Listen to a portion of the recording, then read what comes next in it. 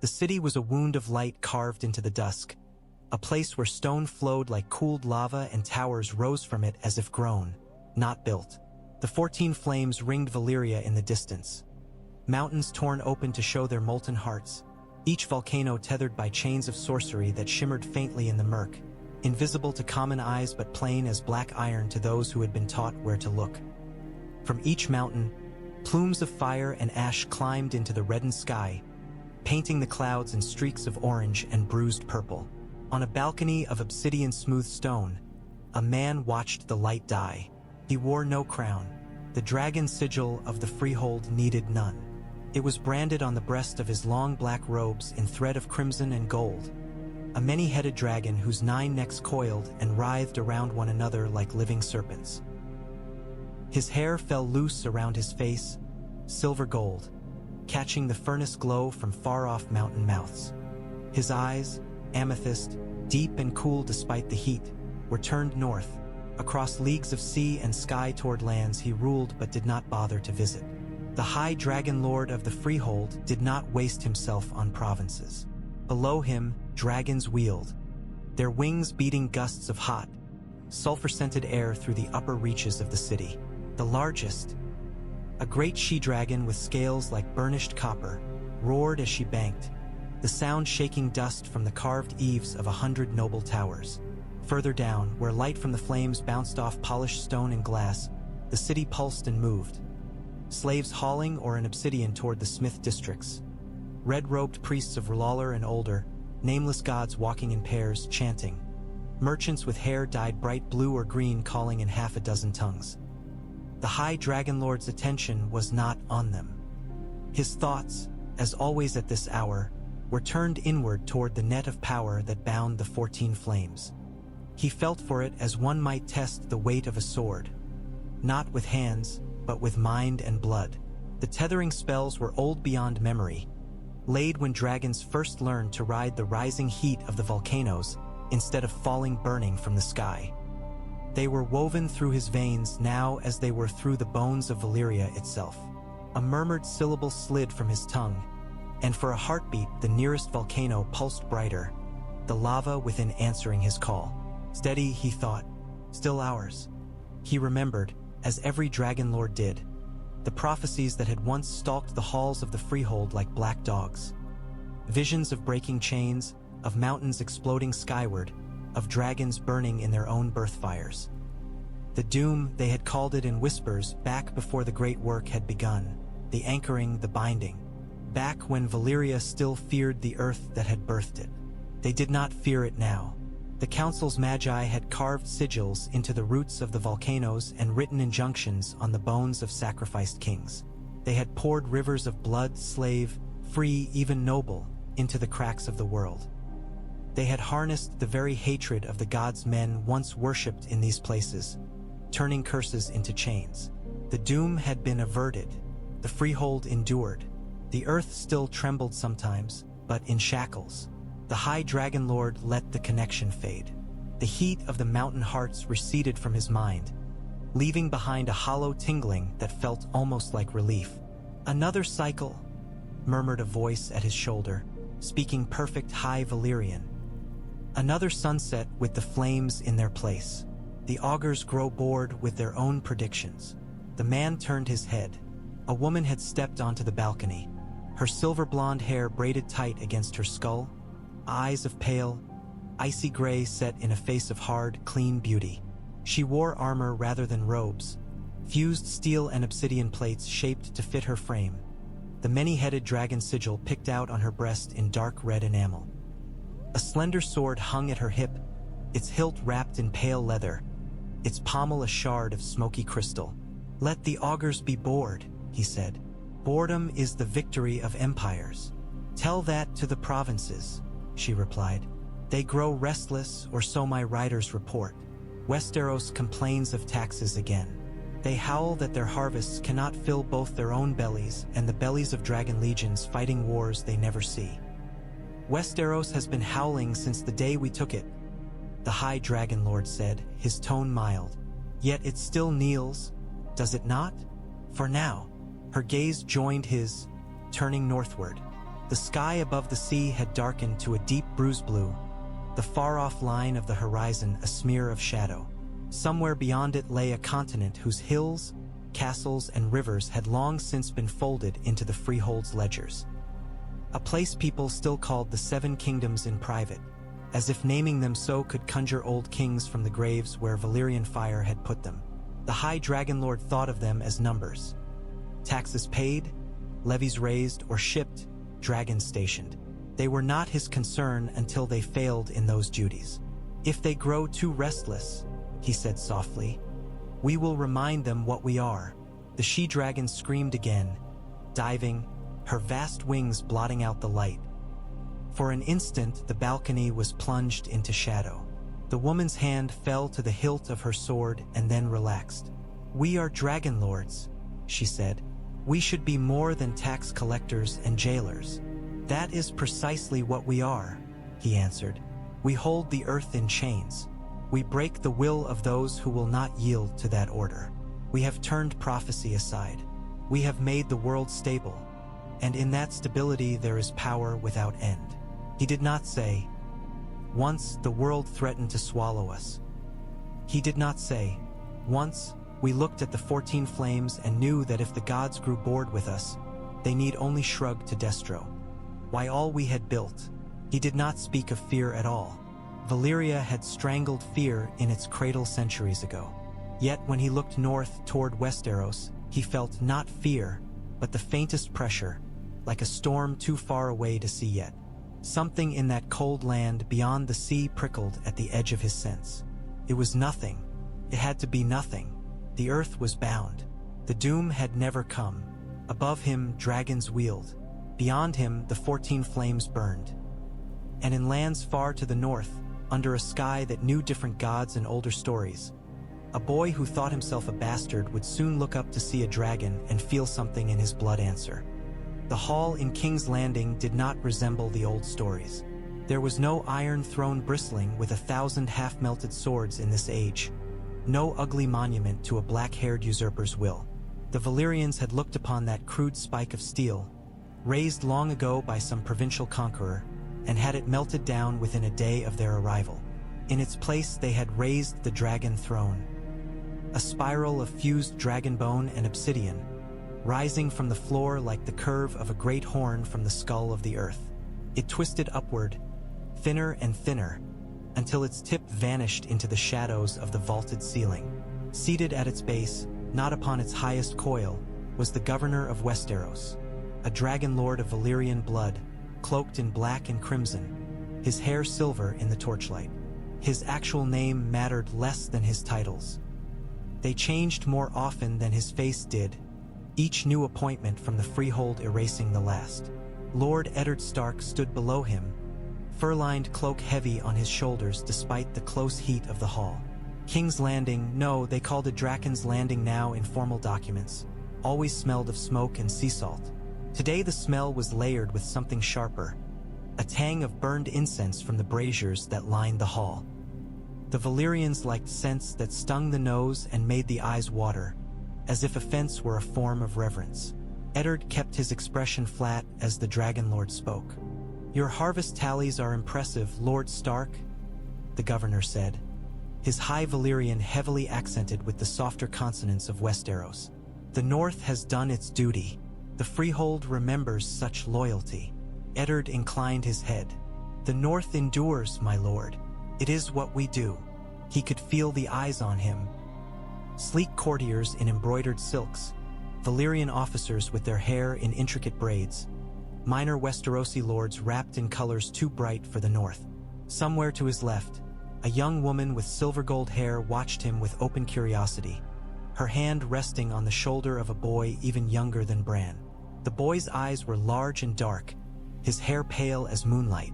Targaryens, Eddard thought, princes, princesses, hostages if you stripped the titles away. It was strange thinking of them as such when it was Westeros that had been taken. The freehold will require an additional levy this coming cycle, the governor continued. There is unrest in the stepstones. Pirates harry our shipping lanes. Dragons must be fed, legions paid. Westeros has fattened under our protection. Now it must give back. The North stores are not endless, Eddard said, careful, measured. Winters come hard to us. My people will give what they can, but if we empty the granaries to fill your ships, they will starve when the snows fall. A murmur ran through the nearer courtiers. One of the Valyrian officers shifted, his hand brushing the hilt of his sword. The governor raised a hand, and the sound died. You speak frankly, he observed. I speak plainly, Eddard replied. I have no gift for pretty words, my lord. Only for counting sacks of grain and remembering which of my bannermen's children have gone to serve in your legions. They are not only our legions, the governor said mildly. They are the legions of the realm, of the freehold. Westeros is part of that realm, Eddard said, and so are its winters. He felt sweat trickle between his shoulder blades, soaking into his tunic. The cloak he wore, it was his father's cloak, heavy with gray and white fur, had not been meant for such warmth. It belonged to snow and wind, not to a gleaming hall where dragonbone and obsidian drank the firelight. The governor studied him for a long moment, fingers steepled beneath his chin. Behind him, the coiling spine of the dragon throne cast strange shadows, turning his outline into something with too many limbs. Very well, the Dragonlord said at last. We will not press the north beyond what it can bear. You will send an accounting of your stores, and my quartermasters will set the levy at 2/3 what we ask of the Reach. It was more than Eddard had hoped for, less than he wanted. My thanks, my lord.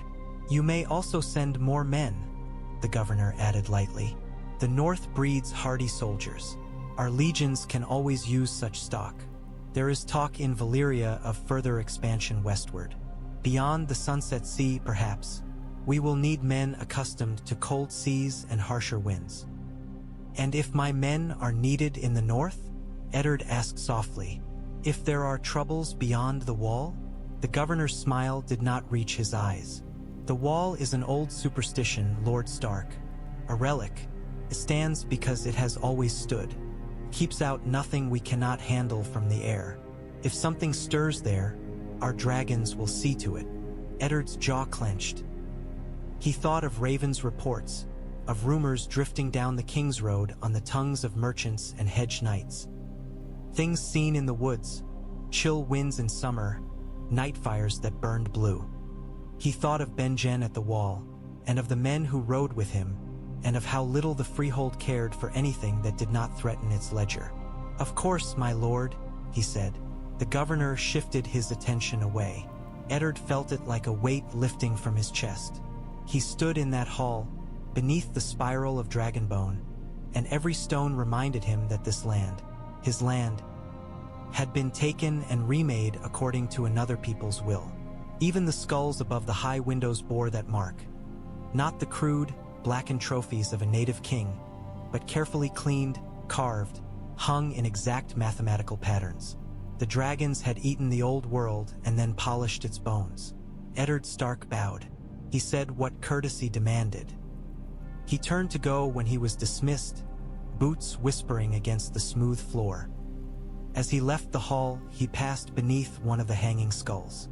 It was a small one compared to the great maw near the governor's throne, but still large enough that he could have stood upright inside its jaws. Torchlight flickered in its hollow sockets, giving it a look almost of awareness. In its empty stare, he remembered another pair of eyes, dark gray, defiant, fever-bright. Lioness, the wind that had whipped her hair around her face as she'd laughed, swinging a wooden sword, telling him that dragons were only lizards that had not yet met northern steel. She was gone, but the dragons remained, coiled around everything he loved. Somewhere in the chill stones of Winterfell, his son, no, his sister's son, ran with the other children, unaware of what his blood might mean if the truth ever slipped its chains. Jon Snow, he thought. The name still tasted of guilt. Outside, the sound of beating wings rolled over the city like distant thunder. The dragon's shadow came first. It crawled across the yard in a great, jagged smear, swallowing men and barrels and stray dogs as it went. Stable boys shouted, craning their necks, A cart horse reared, eyes rolling white. The guards on the ramparts looked up as one, hands falling to spears by instinct. Jon Snow was halfway across the courtyard when the light dimmed. He stopped, the bucket of sand he carried bumping against his knee, and lifted his head. The dragon slid across the sky above Winterfell, its wings beating slow and thunderous, each stroke churning the clouds. Its scales were the murky green of deep lake water, its belly a pale, dirty cream.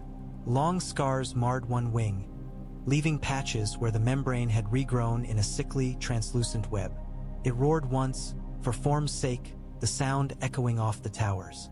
Then it banked to the east, circling the small hill outside the castle where the Valyrian garrison kept their sky roost. "Keep walking, Snow," came a sharp voice behind him. "It won't drop from the sky to pick you out of all the lice down here." Jon turned to see Ser Jeremy Rokhar, the Valyrian officer in charge of Winterfell's garrison, watching him with cool amusement. Rokhar's features bore the stamp of the freehold, sharp, symmetrical, almost too fine for a soldier's life, but his hair was a shade darker than the pure silver of the high families, and his eyes were more gray than amethyst. A provincial cousin of some great house, sent to the north to command a mixed band of legionaries and local levies. "Yes, sir," Jon murmured, shifting the bucket. Rokhar's armor caught the weak northern light, its layers of blackened steel and obsidian plates giving him a lean, predatory silhouette. The dragon sigil on his breast had only 3 heads instead of 9, a concession to his lesser rank. But even that made the direwolf of Stark look small by comparison where it hung on the shield of a nearby guard. Jon forced his gaze back to the ground, to his own boots scuffing in packed snow. He was used to dragons, or he told himself he was. They had been part of his life for as long as he could remember. Distant shapes over the treeline when he and Robb had ridden in the Wolfswood, roars echoing by night from the garrison hill. The smell of them, sulfur and cooked stone, seeping into the wind on certain days. But he could not shake the feeling that today, this one had flown lower, that its shadow had lingered over him a heartbeat longer than over any other part of the yard. Lice, he thought, that's all we are to them. He walked on, bucket swinging. Sand sifted over the rim, leaving a thin trail that would have to be swept later. Near the armory, Robb Stark swung a practice sword at a straw dummy, grunting with each strike. Bran watched from atop a barrel, legs kicking, while Arya sparred with a thin, long-faced boy in mail too big for his slight frame. The boy, Jory's nephew, couldn't decide whether to watch Arya's blade or Arya's scowl, and as a result, he took her wooden sword to his wrist with a yelp. "You're slow," Arya said, hooking a dark strand of hair back behind her ear. "If I were a dragon, you'd be cooked." "If you were a dragon," Bran called, "you'd singe your own nose with your snoring." Arya made a face at him, then spotted Jon. "Did you see it? That one had a torn wing. Think it got in a fight." Jon set his bucket down and wiped his hands on his cloak. Maybe, or maybe it flew too low over the wall and something reached up and clawed it. Bran's eyes widened. "Like what?" "Like a tree," Jon said deadpan. "A very angry, very tall tree." Arya snorted. Robb laughed, lowering his sword. "Careful, Jon. Say that where the Valyrians can hear and they'll burn half the gods would just to make sure." "They're too busy making us clean their armor," Jon said. He tried to keep the bitterness light, a jest rather than a wound. This was how he survived most days, by turning the sharp edges of his thoughts into something that made Robb smirk and Arya roll her eyes. By being useful, quick with a knife or a joke, quicker with his hands when something needed fixing. He was the bastard in a keep that belonged, increasingly, not just to House Stark but to the Dragonlords who had loaned it back to them. "Father said the Dragonlord in King's Landing was pleased with his numbers," Robb said, hefting his sword again. "He said the North has done its duty." "The North always does its duty," Jon answered. "Father also said not to call them Dragonlords in their hearing," Bran put in. "He said they prefer governors or legates or something."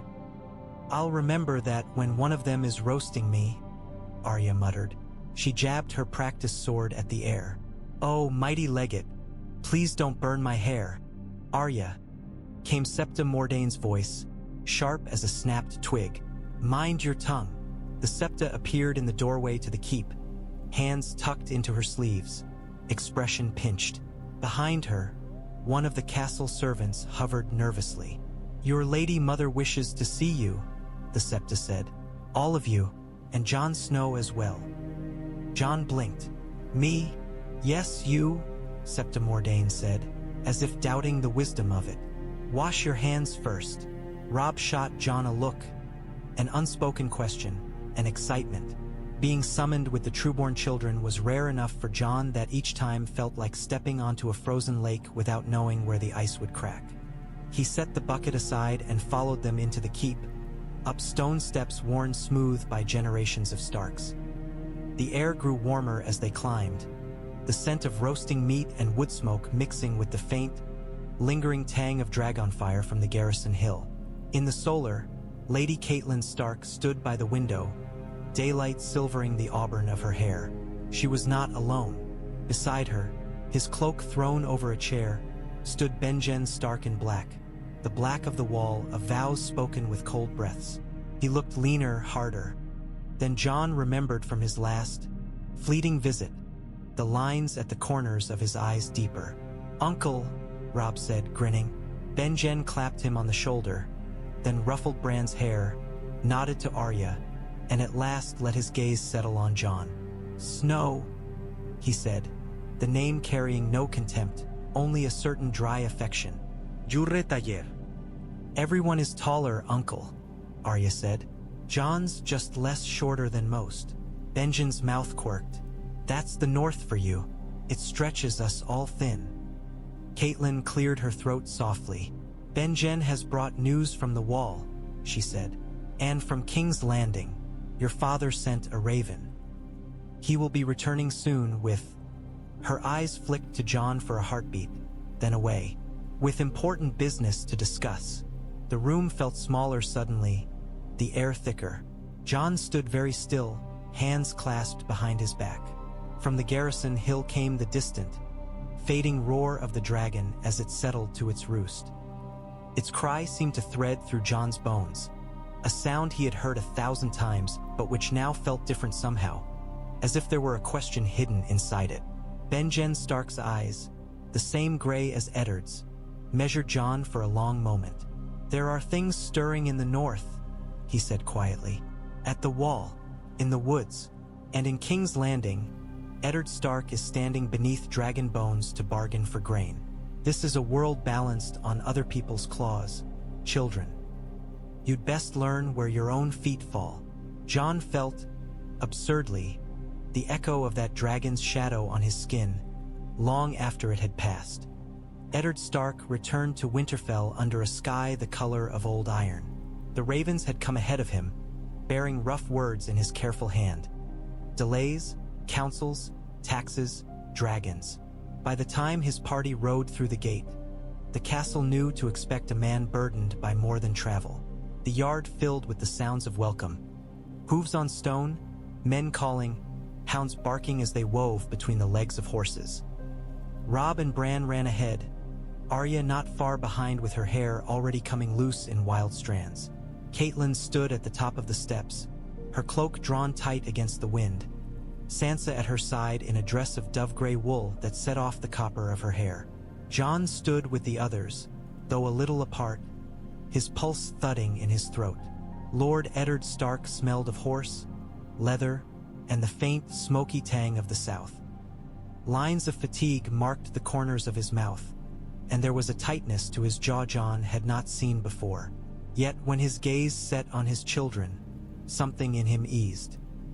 He dismounted, boots hitting the ground with the dull thud of a man glad to be on solid earth again, and caught Bran as the boy flung himself forward, laughing. "Careful," Eddard murmured, hugging him close. "You'll knock me over, and then who will keep the dragons from landing in the Godswood?" "We should let them," Arya said. "Then you'll have to fight them and we'll get to watch." Eddard smiled, faintly. "I'll remember that, little one." His gaze moved, counting, and came at last to Jon. There was always a moment, in that first look after a long absence, where Jon felt terribly exposed, as if the secret of his birth might have somehow written itself more plainly onto his face in his father's absence, as if Eddard might see it there and flinch. Instead, the Lord of Winterfell stepped forward and put a hand on Jon's shoulder. The touch was firm, warm through the fabric of Jon's cloak. "You've grown," Eddard said. "So says everyone," Jon replied, then wished he had chosen something less foolish. A corner of Eddard's mouth twitched. "And your tongue hasn't improved." The words might have stung from another man. From his father, no, from the man he called father, they softened into something almost like affection. Later, when the greetings were done and the horses seen to, when the stew was eaten and the first casks of ale tapped, when the castle settled into the restless murmur of a place adjusting to a change in its gravity, Eddard sought out his brother. Benjen waited in the solar, cloak dripping meltwater onto the floor. He had arrived 2 days earlier, riding hard from the wall on a horse whose flanks were still rubbed raw beneath the saddle. Cailin had pressed him to stay, to rest, at least until Eddard returned, and he had agreed with the grim patience of a man who knew he would soon be gone again. Now, as Eddard entered, Benjen turned from the frost-rimmed window. "You look older," Benjen said by way of greeting. "You look colder," Eddard replied. They embraced briefly, stark to stark, the smell of snow and sweat and travel between them. "How bad is it?" Benjen asked. Eddard crossed to the table and poured himself wine from a pitcher that had long since lost its chill. "Bad enough. They want more. They always want more. Grain, men, wood, iron. They talk of sending Westerosi legions farther west, across the Sunset Sea if you can believe it, as if this half of the world isn't enough for them. Dragons are greedy beasts," Benjen said. "It's their nature. It's the people on their backs I worry about," Eddard said. He drank, and the wine warmed a path down his throat, doing little to soothe the knot in his chest. "The governor pressed for another levy," he went on. "I pushed back as far as I dared. The north is spared the worst of it for now, but the Reach and the Riverlands will feel the pinch. Tyrell and Tully will not like it. The Tyrells have fattened nicely under Valyria," Benjen said. "They'll still have more than they know what to do with, even after the legions take their due." "They remember, though," Eddard said, "even if the Dragonlords think they don't. They remember when their harvests went to feed their own small folk, not men marching beneath a banner with too many heads." Benjen said nothing. The fire crackled. Outside, the wind snuffled around the edges of stone like some half-tamed beast. "There is more," Eddard said quietly. "News from Valyria itself. The High Dragonlord grows anxious." Benjen snorted. "Do they know what that word means?" "Anxious that the doom might come for them still," Eddard said. "That all their sorcery, all their chains, might not be enough. The Magi whisper of tremors in the flames, of fissures sealed that should not have needed sealing." "Good," Benjen said too quickly. "Let them fear, for once." "Fearful men are dangerous men," Eddard answered, "especially when they sit on dragonback." Benjen's gaze drifted past his brother's shoulder. For a moment it seemed to fix on something beyond the room, beyond Winterfell. The pale sweep of the wall, perhaps, or the darker line of the forest that lay beyond it. "There are tremors in the north as well," he said. "Not in the earth, in the air, in the dead." Eddard's fingers tightened around his cup. "Tell me." Benjen told him of rangers vanishing, of wildling tribes that had moved south all at once, as if pushed. He spoke of nights when the cold bit too deep for summer, when the stars themselves seemed to shiver, of tracks in the snow that did not match man or beast, of shapes seen moving at the edge of torchlight and then gone, leaving only a deeper darkness behind. "Old stories," Eddard said, but his voice lacked conviction. "Old stories waking up," Benjen replied. "The wall remembers things the rest of the world chose to forget, and now those things are stirring in their sleep." Eddard put his cup down carefully. "The governor told me dragons would see to any trouble beyond the wall." Benjen laughed once, a harsh sound. They say that because they have never stood there and felt what it's like when the wind blows down from the far dark.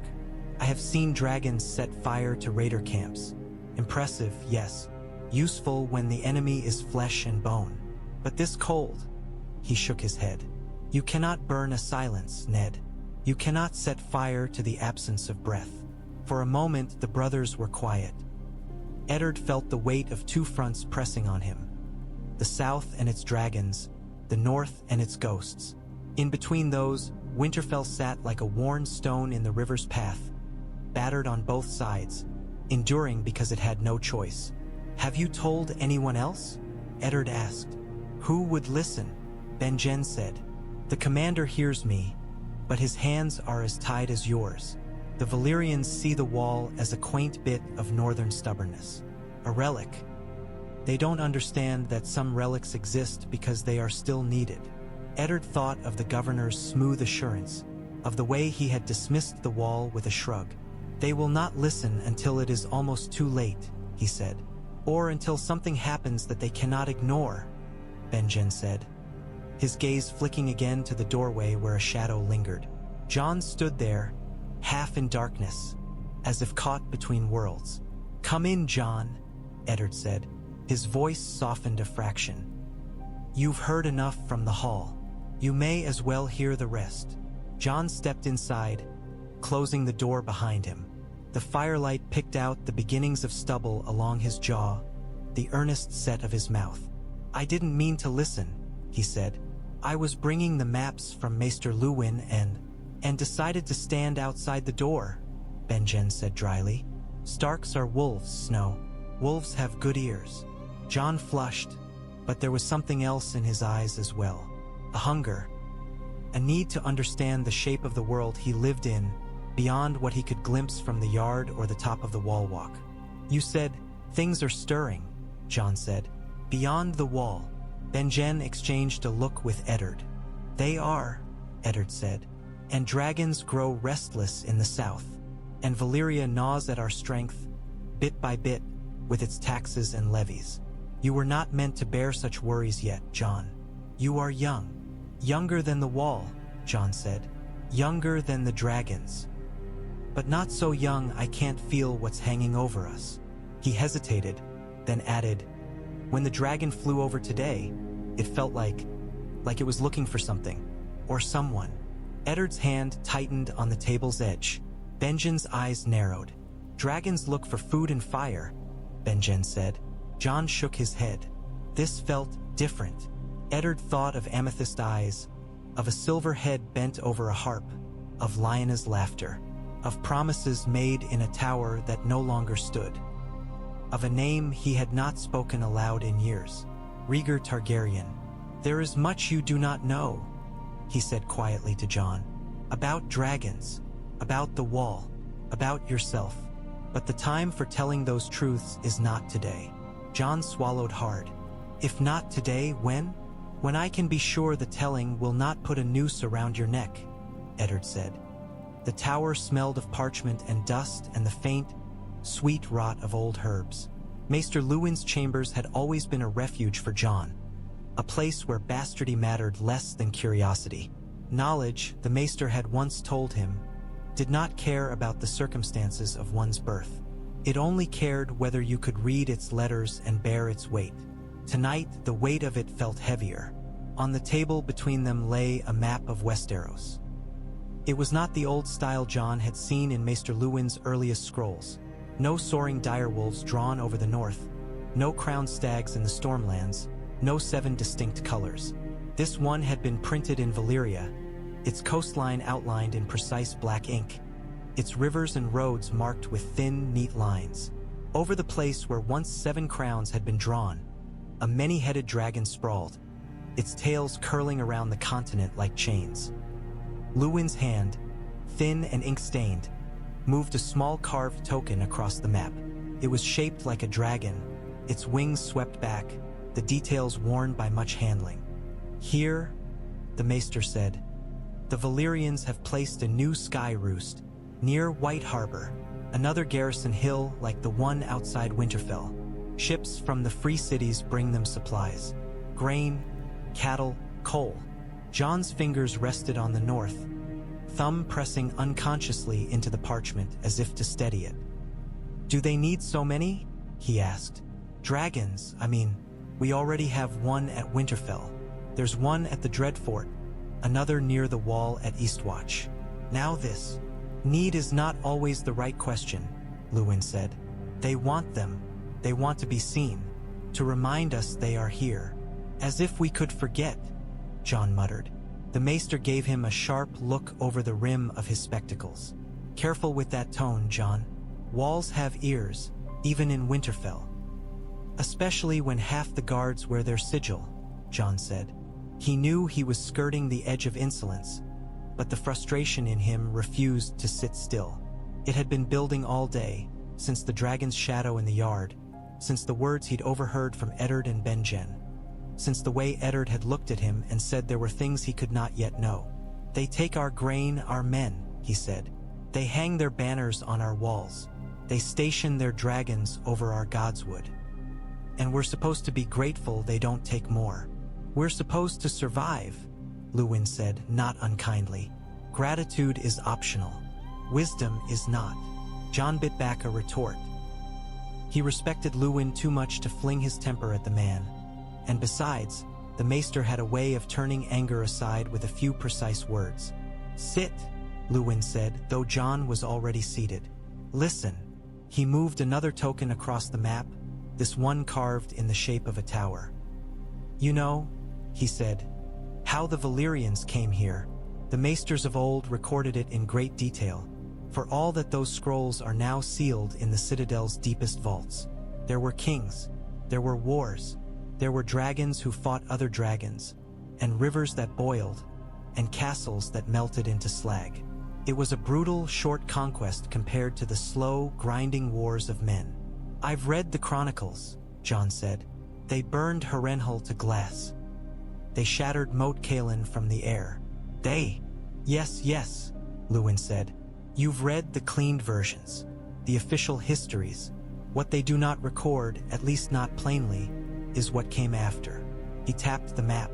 After the conquest, Dragonlords settled atop the old kingdoms like hawks on hilltops. They turned some kings into lords, some lords into bones. They wove their own blood into the lineages of the great houses. Targaryen, Valerian, Celtigar. All Valyrian names, carved into Westeros like brands.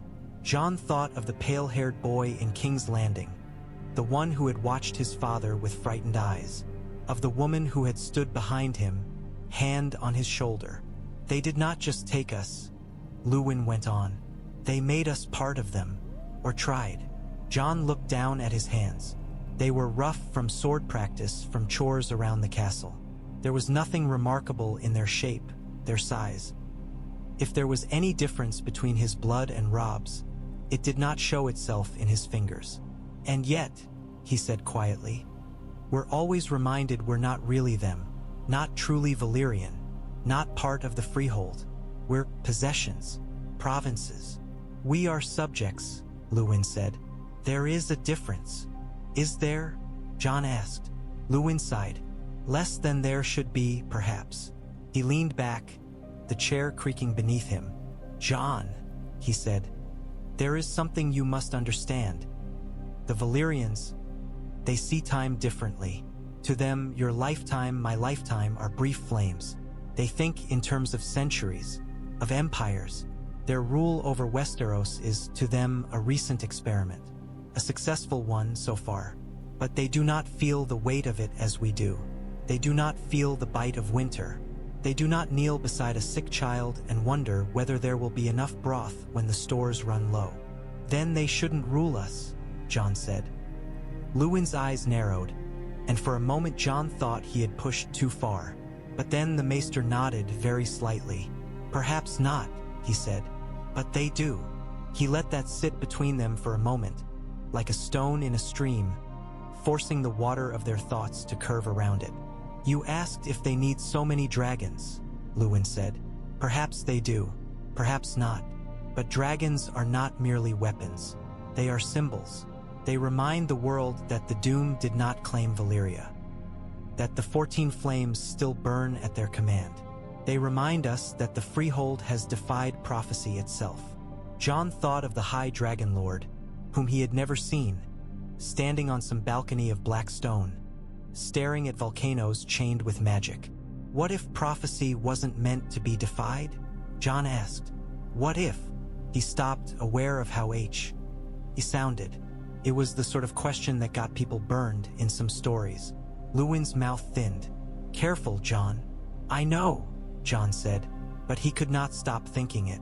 If something was meant to happen, if the world wanted to shake off the chains around the 14 flames, what would it do next? Where would that pressure go?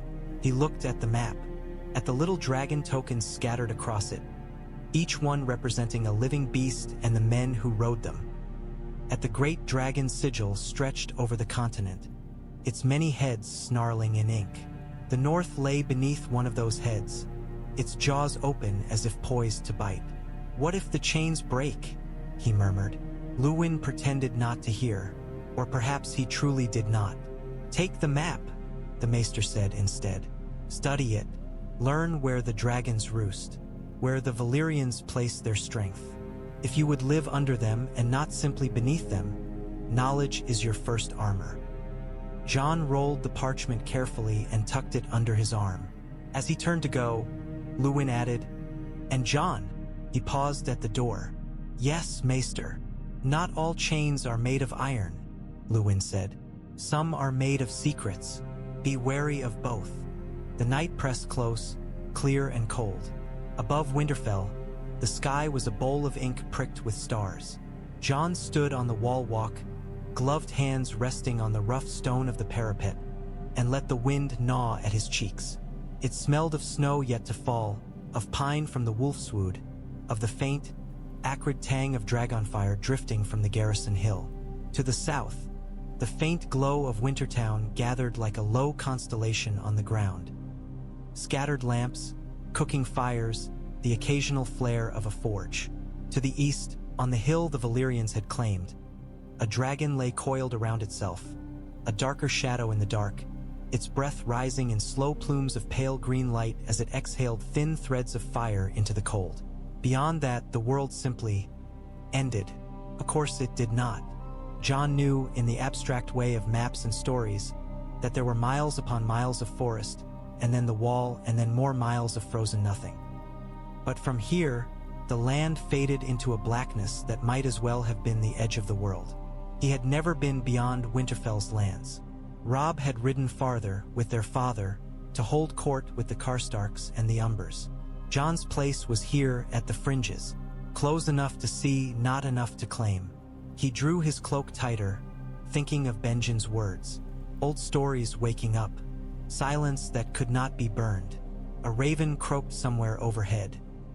Jon looked up and saw it perched on a crenellation, its feathers ruffled against the cold, its eyes like beads of obsidian. "You've seen the wall," he told it. "You'd know if my uncle is full of wind." The bird cocked its head as if unimpressed by his attempt at humor. Jon laughed once, softly, the sound whipped away by the wind. "Sometimes I think we're all mad," he said. "The Valyrians chaining mountains, the Night's Watch manning a wall against shadows, my father carrying secrets like they're part of his armor." He had not meant to say that last part aloud. The raven cawed, as if in rebuke. Jon's thoughts nodded back to Eddard, to the way his father had looked at him in the yard, in the hall, in the solar. There was a weight there Jon could not name, a guilt that did not belong entirely to the questions of grain and dragons and distant governors. When he was little, he had woven childish fantasies to fill the blanks. His mother was a lady in the south, held captive by sharp-tongued kin who would not let her leave. She was a tavern girl his father had comforted in grief and then forgotten. She was a knight even, disguised as a man, who had died in battle and whose secret Eddard kept because he loved her. As he grew, the fantasies dulled. They dragged embarrassment behind them now, like a crippled leg. He still did not know the truth, and the not knowing had become a second skin. He thought of Lyanna, though he had never seen her, only heard stories in tight-lipped fragments, caught between Caitlyn's thin smile and Benjen's silence. the wild wolf, the girl who liked to ride and race and fight, the one whose death hung between Eddard and the world like a curtain no one else was allowed to touch. Sometimes, in the faces of men who came north from King's Landing, Jon saw something that made the hairs rise on his arms. A fleeting double-take, a narrowing of eyes when they looked at him. Once, a Valyrian officer had stared as if he were trying to place a song half-remembered. "You look like someone," those looks seemed to say, "but we can't agree on who." He looked over his shoulder now, back at the bulk of Winterfell. The windows of the great hall glowed with firelight. Shadows of moving bodies flickered across the stone. Somewhere down there, Eddard Stark sat with Cailin and his children, speaking calmly about things that made other men shout. Jon did not begrudge Robb his place, or Sansa or Arya or Bran or the baby Rickon. They were Starks. This was their home by right. Jon only wished that whatever it was that kept him half in, half out, would reveal its shape. He closed his eyes and listened, to the wind sighing in the crenels, to the distant murmur of men's voices, to the faint hiss of a dragon exhaling fire in its sleep. Came then for a heartbeat, not a sound exactly, a feeling, a prickling at the base of his skull, a warmth that ran down his spine and spread through his chest. His fingers tightened on the stone as if it were suddenly hot. He opened his eyes. The dragon on the hill had lifted its head. Its eyes were two coals in the night, banked but smoldering. It stared directly at the walls of Winterfell, its head swinging slowly as if searching for what Jon could not say. Then it lay back down, coils shifting, wings rustling. The warmth faded. The world rushed back in. The ordinary cold, the ordinary dark. Jon exhaled, not realizing until then that he had been holding his breath. "Mad," he told the raven again. The bird ruffled its feathers and hopped closer, as if emboldened now that the dragon had settled. "Maybe we all are," Jon said. "What do you think?" The raven opened its beak. "Snow," it croaked. "Snow, snow, snow." Jon stared at it. His heart thumped once, hard. "Very helpful," he muttered. "Thank you." He stayed on the wall until his fingers went numb, until his cheeks burned with cold, until Caitlin's voice called for the children and the sounds from the hall faded to a sated murmur. Only then did he climb down, leaving the night to its own watch. Far to the north, beyond forests and rivers and the wall itself, something vast and patient moved in the dark. It did not know dragons or taxes or the names of men. It knew only hunger and the ancient patterns of cold. King's Landing, Drakon's Landing, to those who wanted to curry favor, glittered like a nest of jewels along the curve of Blackwater Bay. From the balcony of the palace, Daenerys Targaryen could see the ships. Their masts bristled in the harbor, a forest of dark lines and faint pennants. Some bore the sigils of Westerosi houses, their colors faded from long use. Others flew the pennants of Valyrian trade guilds, bright silks that flapped sharply in the sea wind. A few, too few in her opinion, were Targaryen banners, red three-headed dragons on black, smaller versions of the many-headed sigil her distant kin in Valyria preferred. Her hair, braided and bound with thin rings of silver, whipped around her face. She tucked a loose strand behind her ear and shifted the weight in her hands. The egg was warm. It lay against her palms like a living coal, heavy but not unwieldy, its shell a deep, glossy black shot through with veins of crimson. When the light caught it, the red seemed to pulse, as if something inside were breathing slowly, biding its time. "They are sending more dragons to the north," said her uncle.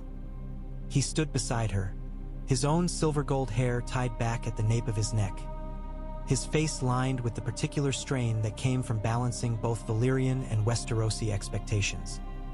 Viserys Targaryen had been born in Westeros but raised half his life in Valyria, a child shuttled between worlds as part of a series of political gestures. He was less cruel than some of his kin, more cunning than others, and proud in a way that made him careful, not reckless. "Another sky roost near White Harbor," he went on. "More legionaries. The High Dragonlord wants the northern province secured." "Against what?" Daenerys asked. The usual, Viserys said. Pirates, smugglers, stubborn lords, old ghosts muttering about independence. He said it lightly, but his eyes tracked something beyond the horizon, beyond the line where sea met sky. And the wall? Daenerys asked. What of it? She turned the egg in her hands, feeling the faint, almost imagined vibration against her palms. I have read the reports from the Night's Watch, she said. Rangers lost, strange tracks, wildlings moving south. Maester Pylus writes of unease. Viserys made a small, dismissive sound. The Night's Watch exists to convince itself it is still needed. They will always find shadows to chase. It keeps them from wondering why we keep them on that wall in the first place. And why do we? Daenerys asked softly. Viserys glanced at her. Because tearing it down would be more trouble than leaving it up. Because it keeps wildlings where wildlings belong. Because it looks impressive in paintings. He reached out and touched the egg with one finger, as if to remind her where real power lay. The High Dragonlord is more concerned with the 14 flames, he said. If there is any danger, it is there. Not in the tales of old men on the wall. Daenerys thought of letters she had read in secret, of a maester's cramped hand describing the way the air had felt, heavy and strange, on a night when no stars shone and the wind carried a sound like distant, muffled screaming. Of how the next day, the ice in the shadow of the wall had been cracked in patterns no one could explain. It is easy to dismiss old men, she said. Harder to dismiss their corpses. Viserys' mouth tightened. Careful, niece. Speaking ill of the Freehold's priorities is not wise. You do it often enough, she said. He chuckled. I do it where it matters and in private. This is private, she said. He glanced at the corners of the balcony where carved dragons curled in stone. Nothing is truly private in places built by Valyrians. They like to listen. Daenerys looked down at the egg again. Her brother Rhaegar had loved eggs. As a boy, he would sit in the rookery and talk to them, believing, half in jest, that they could hear. Later, when war and politics had claimed more and more of him, he had taken to carrying a small, fossilized fragment of shell in his sleeve as a charm. He was gone now, dead in what the official reports called a training accident in the dragon pit. His dragon had survived the fall. He had not. Sometimes, when Daenerys closed her eyes, she saw him on the back of that great beast, hair whipped by the wind, eyes distant and troubled. He had spoken of prophecies more than of battles, of songs he could not find, of a prince that was promised not to a place but to a balance. He had not talked much about Westeros's people, except as pieces on a board. They are sending dragons north, Daenerys said, and yet the people there still starve in winter, still kneel to lords who kneel to us, still die in the cold while we argue about levies. Viserys gave her a curious look. You've been reading too many Maester's tales. You sound like a river lord with a guilty conscience. I sound like someone who wonders whether the chains we put on the 14 flames are the only chains that matter, she said. He smiled then, unexpectedly soft. You are your brother's sister, he said, always thinking of larger patterns. Be careful with that, too. The last time a Targaryen tried to think above his station, he ended up a smear on the dragon pit floor. He meant it as a jest. The sour taste of it lingered. Daenerys turned her gaze to the north. She could not see the north, of course. Only the faint curve of the bay, the ships, the distant haze where the sky met the suggestion of land. But in her mind, she saw forests and snow, stone walls and wolves. She thought of a name she had heard only in whispers, a bastard at Winterfell, a boy with stark eyes and something else in his face that made people look twice. Jon Snow. She did not know why the thought of him tugged at her now, as she held the egg and felt its muted warmth. Only that it did, as if some filament had spun itself, unbidden, between him and the tiny life that might, or might not, be waiting inside the shell. It's restless, she said, more to herself than to Viserys. What is? He asked. The egg, Daenerys said. Can't you feel it? He frowned. It's a stone, Daenerys. A relic. The dragons we have are the dragons we will have. The freehold has no need of more. Not yet. Not yet. The words lodged in her mind like a splinter. She drew the egg closer to her chest, letting its heat soak into her ribs. Far away, in a cold place she had never seen, a different kind of heat was gathering. One that did not care for the word yet at all. The great hall was warm, at least.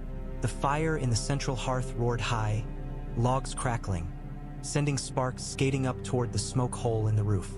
Hounds lay sprawled near the edge of the flames, bellies distended with scraps. The smells of roasted meat, spilled ale, and the close musk of many bodies hung in the air like a second smoke.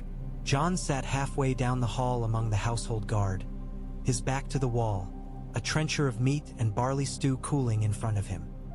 The men around him talked in low voices or laughed, clapping each other on the shoulders.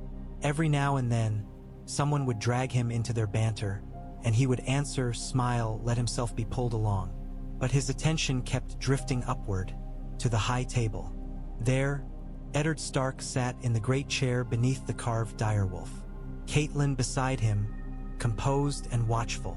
Robb on one side, Sansa on the other, Bran and Arya leaning eagerly in to catch stray bits of talk. Benjen, still in his black, sat close enough to Eddard to speak across the noise. Tonight, there was another voice at that end of the hall. It belonged to a man who had come south with Benjen. A ranger of the Night's Watch with a beard like tangled wire and eyes that looked as if they had seen too much wind. His cloak, trimmed in ragged fur, still bore crusted salt where snow had melted and dried. "I tell you, my lord," the ranger was saying, "the dead don't stay put the way they used to." The hall quieted around his words. Even the hounds lifted their heads, as if catching the taste of something strange on the air. "Dead men don't move," one of the Karstark men-at-arms muttered from a nearby bench. "Else we'd all be in trouble at the barrows." "These dead did," the ranger said. His voice was flat, without flourish, which made the words sit heavier. "We found them that morning, 8 wildlings, stiff as boards, their spears still in their hands. The cold had taken them in the night." Benjen nodded slightly. "I saw them myself. Looked ordinary enough. Cold kills quick up there when it has a mind to. We burned them," the ranger went on. "As we do. Old habit. Old story. And that should have been that." He paused, the silence in the hall stretching. 2 nights later," he said, "we found tracks near the treeline, bare feet, skin cracked and blackened. They lead away from the place we'd burned the bodies. Not toward any camp. Away. Into the deeper forest." "Tracks can be faked," said a man farther down the high table, a Manderly retainer by his dress. "Wildlings are a tricksy lot. They like their stories." "Tell that to the man who followed them," the ranger said. "He's missing 2 fingers now. Frostbite, he thought, until he told us he'd seen eyes in the dark. Blue like ice in a fire. Watching." A murmur ran through the hall, like the low growl of distant thunder. Eddard's hand tightened around his cup.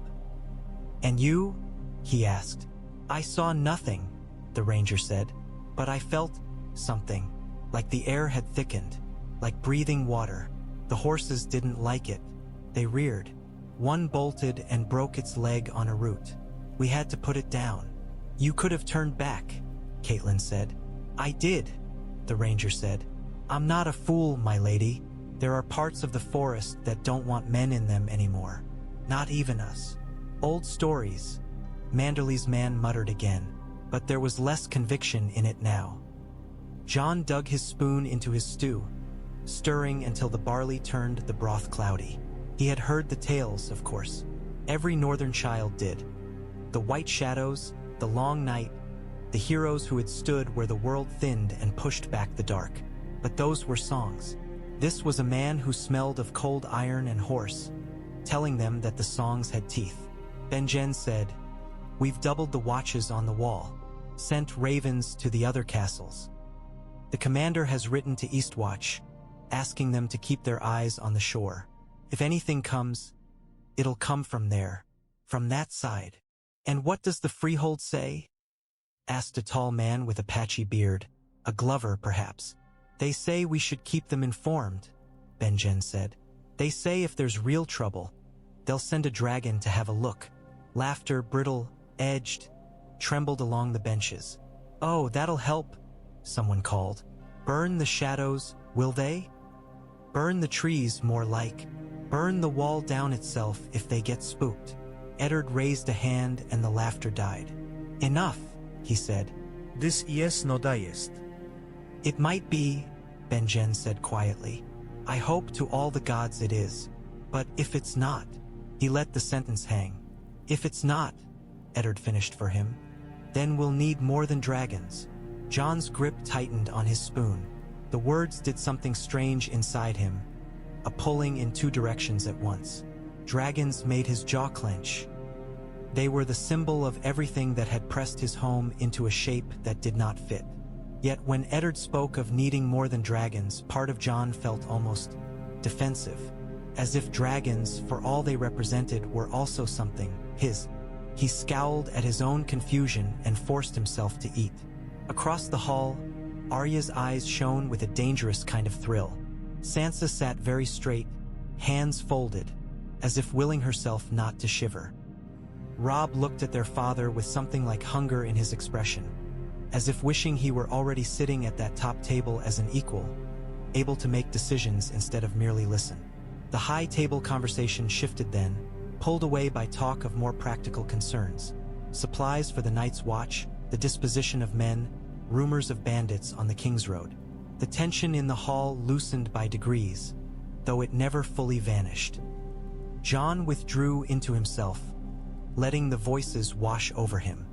He thought of the map in his chambers, with its little carved dragons. Of the wall, a line of stone and ice he had never seen but could trace in his sleep. Of the way the dragon on the hill had lifted its head, as if listening to some summons. He wondered, not for the first time, where he would stand if the world split along the lines between fire and ice. On which side of that crack his feet would find purchase. He was still wondering when a shout from the doors cut through the hall. The great doors swung inward, admitting a gust of colder air and a man in armor marked with the three-headed dragon of House Targaryen. Snow clung to his boots. His hair, pale as new-forged steel, hung damp around his face. He carried a sealed roll of parchment in one hand, its ribbon the deep crimson of Valyria. He advanced to the high table and knelt. "Lord Stark," he said, in a Westerosi accent softened by months in the south. "I bring a message from the governor of Westeros, and from Valyria itself." The parchment smelled faintly of smoke and some sharp, unfamiliar spice. Eddard Stark broke the seal with a thumb, the red wax cracking under his nail. The dragon stamped into it, the many-headed sigil of the freehold, fractured into nameless pieces. They had gone to the solar at once, leaving the hall murmuring behind them. Benjen had come because the message touched on the wall. Jon had come because Eddard had told him to, with a tone that brooked no argument. "It is written in High Valyrian," Eddard said, eyes scanning the tightly curled script. "Luwin." The maester shuffled closer, his chain rustling softly. He adjusted his spectacles and peered down, lips moving as he translated. "From the High Dragonlord, Lord of the 14 Flames, Master of the Freehold," Luwin murmured. "To his loyal servant, Governor of Westeros, and to his northern steward, Lord Eddard Stark of Winterfell." "Formalities," Benjen said. "Get to the meat." Luwin shot him a mild glare but obeyed. "There is unrest in the north," he read. "Reports from the Night's Watch of disturbances beyond the wall. Reports from our garrisons of wildling tribes pressing southward. Reports of anomalies in the air and earth that our magi find troubling." His voice stumbled slightly over the last word. High Valyrian held many nuanced terms for fear, few of which admitted it plainly. "The Freehold has determined that Westeros must be secured against any disruption," Luwin went on. "To that end, additional legions and dragons will be dispatched to your province. Furthermore," he paused. "Go on," Eddard said. "Furthermore, Luwin read. A ward of mixed blood, born of noble Westerosi stock and of proven.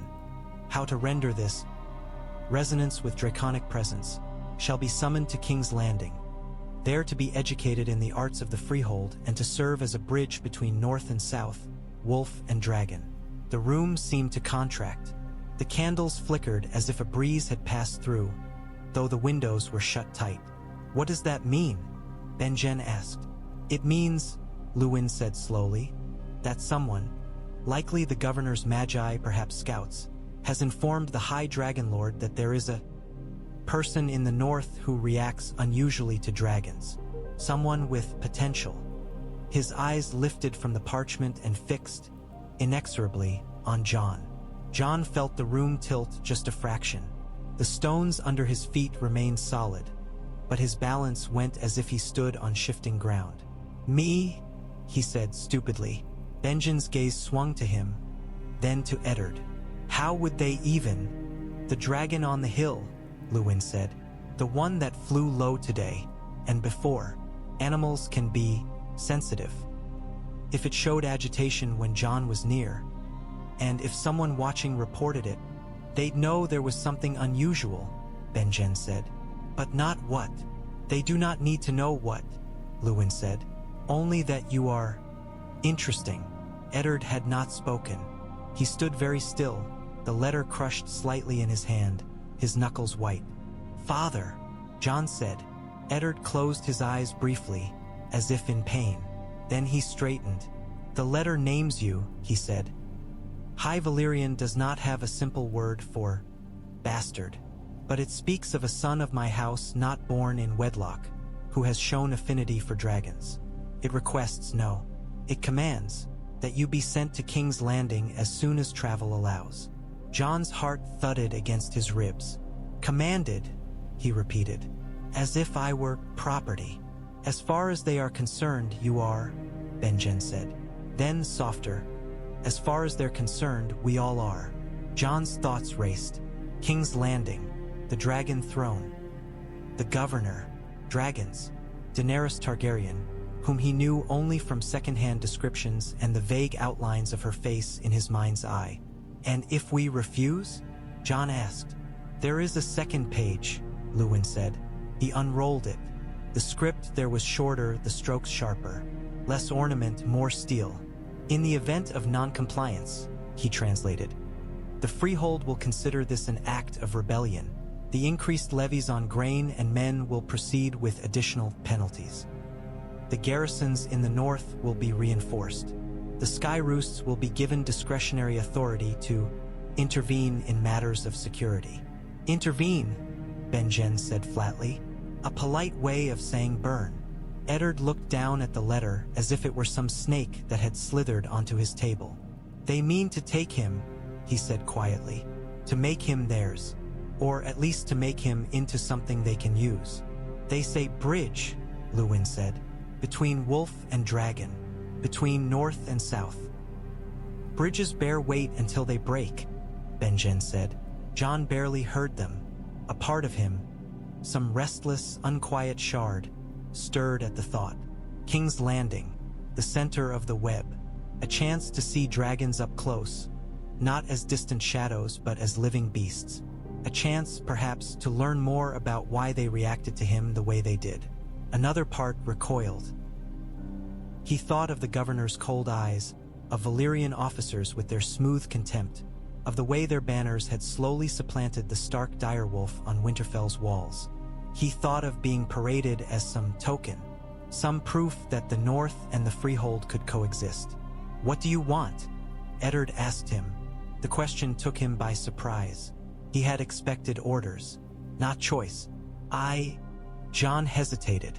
Does what I want matter? To me, Eddard said. Jon swallowed. I want. He stopped, the words tangling. There were too many wants layered atop one another. To belong, to be more than a bastard, to protect the North, to understand the strange itch under his skin whenever dragons flew too near, to stand somewhere that felt like it had been shaped with him in mind, not as an afterthought. I don't want to leave, he said at last. It felt like a betrayal, even as he said it, to the part of him that yearned for more. But if my staying puts Winterfell in danger, he trailed off. Benjen's jaw tightened. They will take what they want eventually. If not now, later. Refusing might win you a few years. Or it might win you fire. We could hide you, Benjen said. Send you to the wall. The watch is beyond provincial claims. Even Dragonlords tread carefully there. They'd have to petition the commander to let you go. And if they threaten to burn their way through us to get to him? Eddard asked.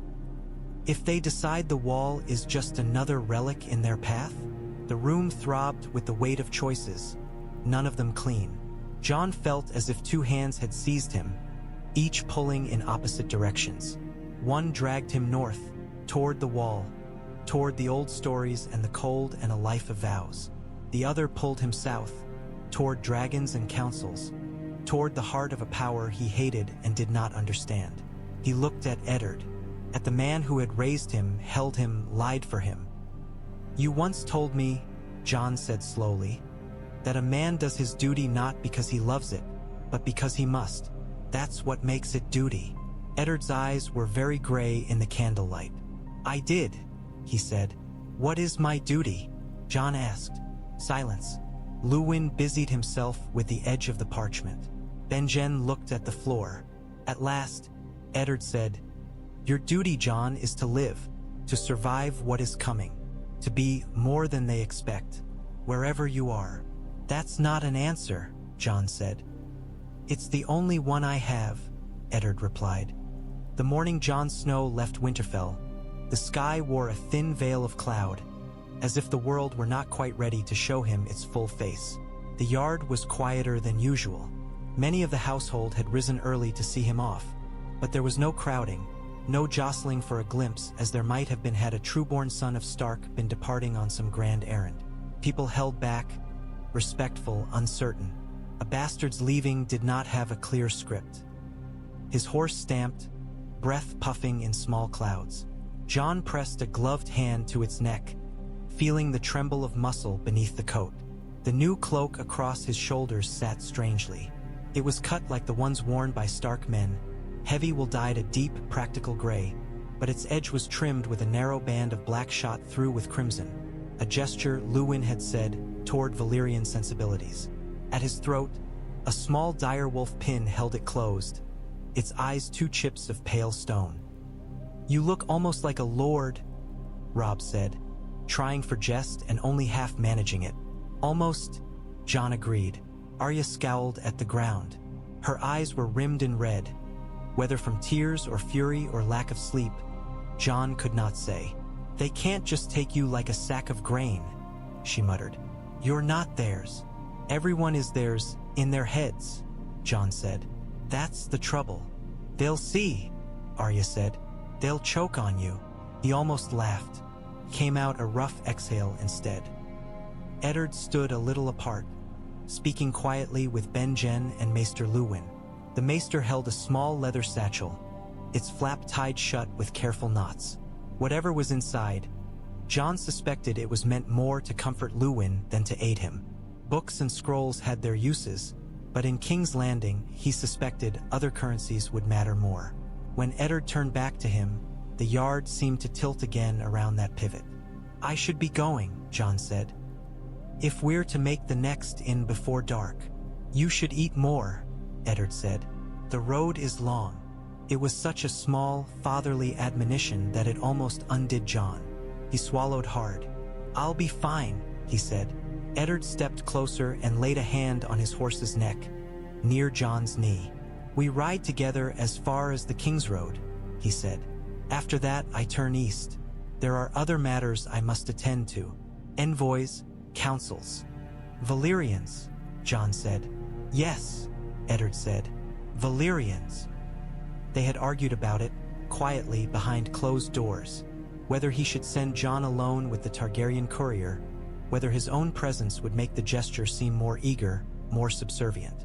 In the end, Eddard had insisted. If the freehold wanted Jon, they would see that they were taking him from a man, not plucking him from a field like a misplaced tool. Remember what we spoke about, Eddard said now, low enough that only Jon could hear. Listen more than you speak. Learn their ways, but do not let them teach you what you are. And what am I? Jon asked. It was not a challenge. Plea, maybe. Eddard's hand tightened. You are my blood, he said. And more than that, one day when it is safe you will know the rest. Until then. He reached up and, in a gesture Jon had not felt since he was small, brushed a strand of hair back from Jon's forehead. Until then, remember that you are not theirs, he said. No matter how many dragon banners they hang over your head, no matter what they try to make of you. The words settled on Jon's shoulders like a second cloak. He nodded because he could do nothing else. Benjen stepped forward, offering a gauntlet hand. Jon clasped it, feeling the roughness of scar tissue across the knuckles. If you get the chance to spit in a Dragonlord's soup, Benjen said, do it for me. I thought you said dragons were useful, Jon said. Useful things can still be spat on, Benjen replied. Arya darted forward and hugged his boot, fierce and sudden. Robb clasped his arm. You'll right, Robb said. If they let me, Jon said. If they don't, Arya said. I'll steal a dragon and come get you. Jon believed her. Stranger things had happened in this world. At last, there was nothing left to say. He swung fully into the saddle, the leather creaking. The Targaryen courier, a man named Ser Erich with pale hair and eyes the color of worn slate, took his place at the head of the small column. 2 Stark guards flanked them, their banners furled against the light wind. The gate creaked open. As they passed beneath it, Jon looked up at the carved direwolves on either side. Their stone eyes watched him go, impassive. Beyond the walls, the air felt colder, wider. The road curved away, a ribbon of packed earth and old stones that led south, toward King's Landing and dragons and whatever waited for him there. He did not look back until they had reached the outer edge of the Winterfell lands. When he finally twisted in the saddle, he saw the castle as a cluster of gray shapes against the pale sky, smoke rising from its chimneys. On the garrison hill, the dragon uncoiled, stretching its wings. It rose into the air with a slow, powerful beat. Snow and loose stones cascaded from the hilltop. The beast climbed, higher and higher, until it was a dark shape against the clouds. Then it opened its jaws and roared. The sound rolled across the land, a long, echoing bell note of power. Jon felt it in his bones, in his teeth, in the space behind his eyes. For an instant, the warmth from Maester Luwin's egg seemed to echo through him, though he had never touched it. For an instant, the cold from Benjen's stories seemed to blow through the same space. Fire and ice collided in his chest, not canceling each other out but coiling together like 2 strands of rope. The dragon wheeled once above them, then turned south, as if drawn by the same invisible thread that tugged at Jon's heart. See, Ser Erich said, a note of wonder in his voice. It marks your departure, an auspicious sign. The freehold. D watches over you already. Jon did not answer. He faced forward, heels lightly touching his horse's flanks. The road unspooled ahead, vanishing into the distance, toward a city where dragonbone coiled into thrones and silver-haired nobles played games with entire provinces. Behind him, Winterfell receded. Before him, King's Landing waited. Between the two, the world shifted very slightly, as if something in its deep foundations had begun, at last, to move. The King's Road ran south like a scar, old stones showing through the packed dirt where years of cartwheels and hooves had worn the earth thin. In places, the road fanned out to skirt patches of mud or standing water, then narrowed again as it worked its way between low rises and stands of leafless trees. The sky overhead was a pale, washed-out blue, the kind that promised cold without the mercy of snow. Jon Snow rode with his cloak drawn tight, gloved hands steady on the reins. The horse beneath him was a sturdy northern gelding, more suited to pulling logs from the wolfswood than prancing in a southern tourney. But its breath came steady and its gait was sure. Each step carried them farther from Winterfell. He had looked back once, when they crested a low hill and the castle's shape still stood faint and gray against the horizon. The towers had seemed smaller from that distance. The gods would a darker smudge amid the stone. Smoke curled from the chimneys in thin threads, quickly lost in the vastness of the sky. Then the road dipped, and the sight of home slid behind the curve of the world. He did not look back again. Beside him, Ser Eric Targaryen rode a finer animal, a tall, pale mare with a long, flowing mane. The Targaryen knight sat with the easy grace of a man born to the saddle, his armor polished, his cloak lined with black velvet. His hair, a shade between silver and steel, caught the light when the clouds thinned, and his eyes, a clear gray, missed little. "You ride well," Ser Eric said, breaking a long stretch of silence. "For a man who spent his life in snow rather than in the practice yards of a city." "We have practice yards in the north," Jon said. Eric smiled faintly. "I did not mean to insult you, only to observe. You sit a horse like someone who expects the ground to vanish." "In the north," Jon said, "it often does." One of the Stark men behind them snorted a quiet laugh. Ser Eric's smile widened. "Fair enough," the knight said. "Still, you will find the King's Road south of the neck somewhat different. Fewer snowdrifts, more mud, more people." "I've met people," Jon said, "even Southrons." "Not like you'll meet in King's Landing," Eric replied. "Drakon's Landing if you want to impress the governor. There are more souls in that city than in all the north, some say.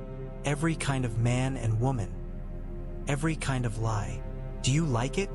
Jon asked. "Like?" Eric tasted the word. "I survive it." He said Vaynit. "I sometimes drink in it. That is enough. Liking a city is for poets." Jon thought of Maester Luwin's books of drawings of cities in far-off lands. Qohor with its black trees, Volantis with its triple walls. King's Landing had been a little sketch among those, a jumble of roofs around a hill. It had not looked like a place one could like or dislike. It had looked like a problem of ink and space. He tried to imagine more people than in all the north. It made his head ache. "Do they stare?" he asked. "In King's Landing, at northerners. They stare at anyone who looks like they've come from somewhere else," Eric said. "And at anyone who looks like they might be interesting enough to gossip about. You, Jon Snow, are a bastard summoned to court by the will of the freehold. They will stare at you until their eyes fall out." Jon grimaced. "That's comforting. One grows used to it," Eric said. "Or one grows calluses on the parts it rubs bloody." They rode for a time in silence, hoofs thudding, harness leather creaking, the clink of mail a steady background to their thoughts. The Stark men talked quietly to one another, their words snatched away by the wind before Jon could catch more than a phrase here and there. The landscape shifted as they went. The low, rolling hills of the Winterfell lands gave way to flatter stretches where scrub clung stubbornly to thin soil. The chill in the air remained, but the quality of the light changed, turning harsher, somehow less diffused by the constant presence of snow. "Tell me about the governor," Jon said at last. Eric raised an eyebrow. "Which one? There's more than one?" "There is the governor of Westeros," Eric said. "The man who sits on the dragon throne in King's Landing. And behind him there are governors of ideas, the Magi, the Council, the High Dragonlord himself across the sea. Men and women who approve or deny. But if you mean the man you'll stand before when we arrive, his name is Lord Malred Vaz." "Vaz?" Jon repeated. "Valyrian." "Very," Eric said. "He came from Valyria 15 years ago, to replace a predecessor who grew too fond of the Reach's wine and the Riverland's daughters. He is not affectionate, but he is efficient. The dragons adore efficiency." Jon thought of grain tallies of Luwin's tokens on the map. "Will he see me as a person?" Jon asked. "Or as a token?" "Yes," Eric said. Jon shot him a look. Eric smiled faintly. "He will see you as a token," the knight said. "A bridge, as the letter called you, something that can carry weight. But he will also see that you bleed, and hunger, and tire." How those two facts war in his head. "That will depend on how you conduct yourself." Jon absorbed that in silence. The road curved, dipping into a shallow valley. A cluster of low houses huddled near a small stream, their roofs patched, smoke curling from crooked chimneys. A tattered banner hung from a leaning pole, the colors so faded it was hard to tell what sigil it had once borne. There was a new banner beside it, though fresh cloth, bright in the weak light. A many-headed dragon, ink black on a field of red. A woman stood in a doorway, a child on her hip. She watched the riders pass with eyes like river stones. The child reached out a hand, fingers stretched toward Jon's horse, then shrank back when the Stark guards clattered by. "Do they know what that banner means?" Jon asked quietly. "They know it means someone far away owns the land beneath their feet," Eric said. "Whether they understand the 14 flames and the doom and the freehold's defiance of prophecy, no. But they know soldiers come when that banner flies. They know dragons sometimes pass overhead. That is enough for them." It did not feel like enough to Jon. It felt like the edge of a story whose center had been stolen. They rode on. Behind them, the woman closed her door. The banners flapped, dragon threads snapping in the wind. Moat Cailin rose from the neck like a broken crown, its ancient stones slick with damp, its towers stunted and blackened from wars long past. Jon had heard tales of it since he was a boy, how it was impregnable from the south, how 3 men could hold off 300 if they knew the marshes, how the air there smelled forever of rot and secrets. The tales had not mentioned the Valyrian stone. From a distance, the moat looked as it always had. Ruined, ominous, squatting amid a sea of green-brown bogs. But as they drew closer, the differences sharpened. Sections of the old wall had been sheathed in a new skin of fused black stone, slick as glass, that seemed to drink the light. Here and there, out of the old First Men's masonry, a dragon's head jutted, carved in exquisite detail, every scale and tooth precise. "By the gods," one of the Stark men muttered. "They've changed it, improved its defenses," Ser Eric said. "The moat is a choke point. Valyria does not tolerate weak points. Not in its chain." A causeway of piled stone and timber crossed the worst of the marsh, narrow and treacherous-looking.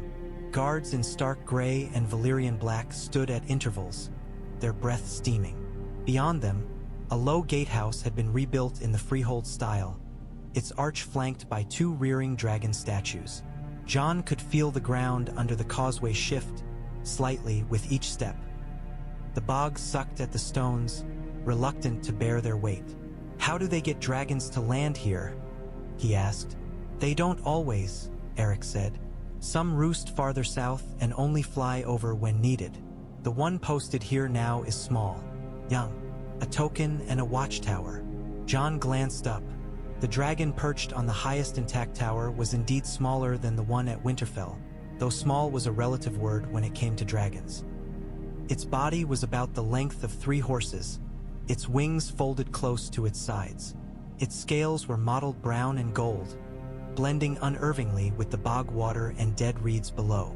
When it shifted, snapping at invisible flies, the movement was sinuous, almost lazy. At their approach, it lifted its head. The distance between them was great, but Jon felt the hitch in his breath all the same. The dragon's eyes, a pale amber, fixed on the line of riders crossing the causeway. The air seemed to thicken, as if the bog's damp had risen around his shoulders. "Easy," Eric murmured.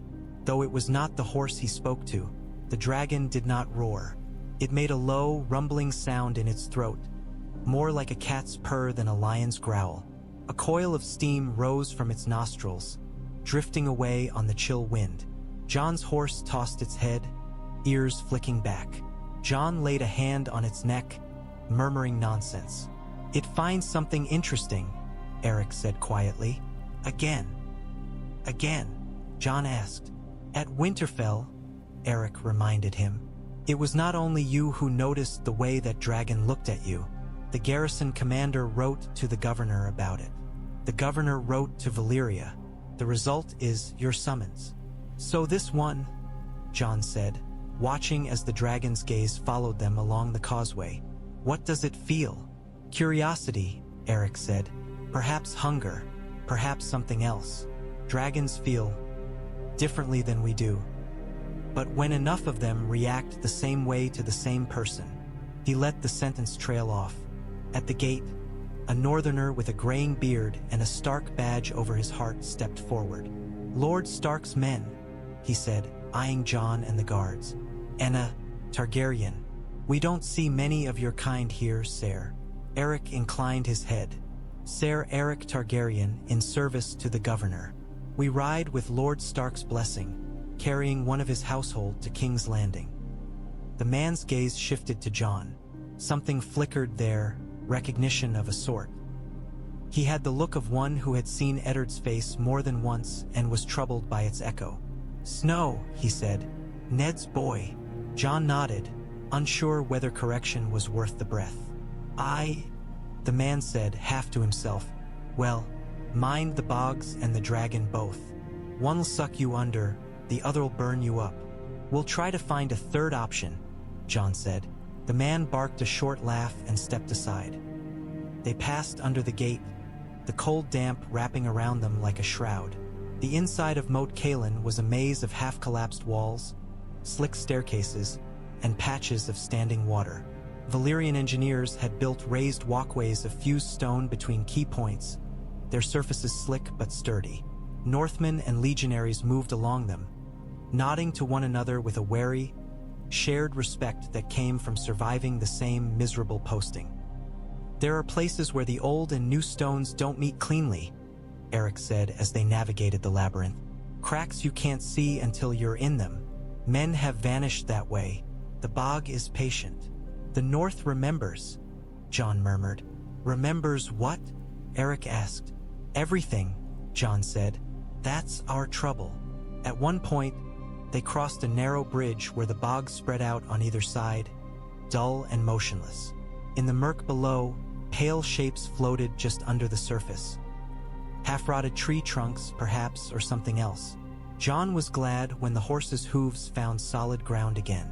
On the far side, the road rose, leaving the worst of the damp behind. The dragon on the tower watched until they were almost out of sight.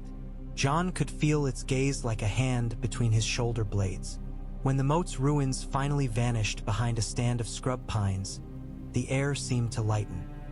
The smell of rot faded, replaced by the more ordinary sense of earth and cold and distant wood smoke. South of here, Eric said. The land belongs more to men than to marsh. You'll see more farms, more villages, more banners, and more dragons, Jon said. Perhaps, Eric replied, though not all the dragons you'll meet will have scales. The inn at the Crossroads smelled of spilled beer, old smoke, and too many bodies pressed into too small a space. It was a smell Jon had come to associate with travel. Transient, slightly sour, full of half-heard stories. A storm had blown in from the west at dusk, driving them off the road and into the inn's cramped hall. Rain hammered on the roof, found every gap in the shingles, and dripped in slow, mocking drops from the beams. The common room was thick with damp cloaks and louder voices. Jon sat with his back to the wall, a tankard of ale untouched in front of him. Sir Eric shared the table, his cloak hung to dry near the fire, his sword within easy reach. The two Stark men sat close by, their faces turned outward, watching the room with a soldier's suspicion. Riverland's folk, Eric said, nodding toward a group at the center table. They always did like to talk. The man holding forth at that table wore fry colors, blue and gray, the twin towers badly in need of re-embroidery. His nose was red from drink, but his eyes were sharp. I'm telling you, he said, slamming his cup down. Another levy like the last, and the fords will run dry of coin. The small folk can't give what they don't have. You squeeze them hard enough, and they'll squeeze back. Across from him, a man in black and crimson with a thin chain of Valyrian steel at his neck sipped his drink with measured distaste. His hair was lacquered into careful waves. His hands were soft, with ink stains on the fingers. The freehold requires what it requires, the Valyrian said. His accent was thick, his words shaped first in another tongue. The legions must be fed. The dragons must be maintained. These are not negotiable expenses. And my people's lives are? The Fry retorted. We've had 2 bad harvests. The river flooded in spring and took half the wheat with it. Now you want to come and count our sacks and tell us that your dragons need more porridge. Grain does not become porridge until you cook it, the Valyrian said. Until then, it is simply potential. The Fry stared, then barked a bitter laugh. You people don't even hear yourselves, do you? There are measures, the Valyrian said, to ease burdens, debt remissions, temporary adjustments. Temporary, the Fry said, like winter, only winter doesn't ask for signatures. Eric's mouth tightened. Jon watched, silent, feeling the words sit in his chest like stones. We are not your enemies, the Valyrian said.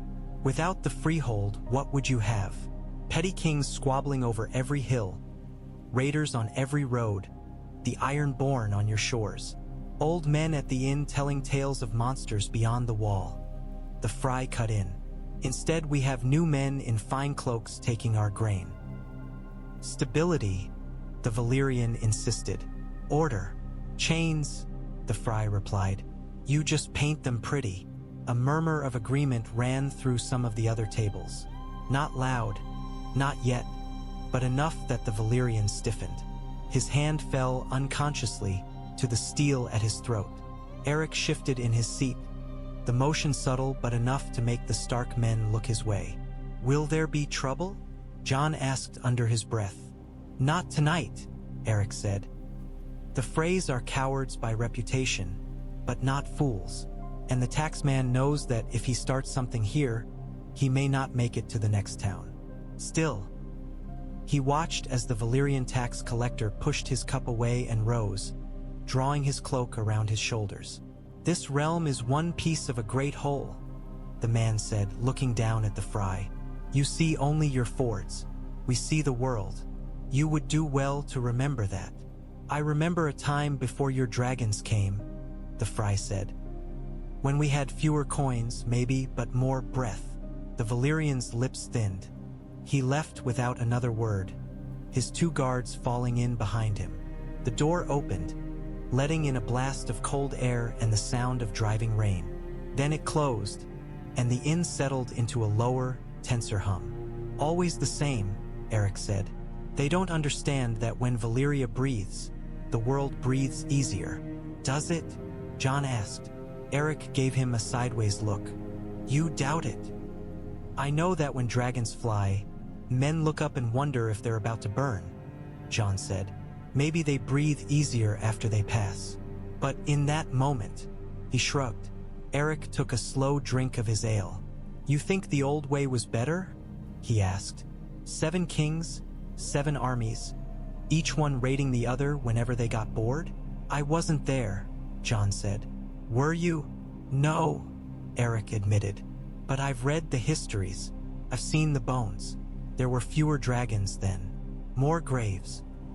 Jon thought of Moat Cailin's old stones, grafted onto with Valyrian-fused rock, of the dragon that had watched him cross the bog. Maybe there's always a price, he said. The question is who pays it. It is always the same people, Eric said quietly. They just bear different names. For a moment, there was a flicker of something like weariness. Jon wondered how many times Eric had sat in places like this, listening to men like the Fry complain, men like the tax collector justify, knowing that he, as a Targaryen in Valyrian service, stood somewhere in between. The innkeeper brought them stew thick with bits of barley and some kind of meat that might once have been rabbit. Jon ate, listening to the low conversations around them, feeling the web of discontent that stretched between these places and the high halls of King's Landing. When he finally went to his narrow bed in the loft, the storm still raged outside. Rain drummed on the roof, wind howled down the chimney, and somewhere in the distance, thunder rolled like the growl of something vast and unseen. He dreamed of dragons flying over rivers that had turned to chains, and of men drowning not in water but in obligations they had never chosen. On the morning they first saw King's Landing, the sun broke through the clouds like a sword drawn from a scabbard. The city appeared all at once as they crested a low rise. A sprawl of walls and roofs hugging a great, steep hill that rose from the edge of a glittering bay. Smoke rose in thin plumes from 100 chimneys, blurring the line between stone and sky. The smell hit Jon next, salt and tar and refuse and cooking meat, the odor of too many lives packed into too small a space. "Dragon's Landing," Ser Erich said, as if introducing an old friend. Jon squinted against the light. He had seen drawings, heard descriptions, but none of them had prepared him for the sheer scale. The walls were higher than he had imagined. Their upper courses faced not in local stone but in the smooth black fused rock of Valyria. Dragons were carved into their surfaces, wings unfurled, claws dug into the suggestions of waves and hills. At intervals, towers rose, some newer and sleeker than others, their slitted windows like half-lidded eyes.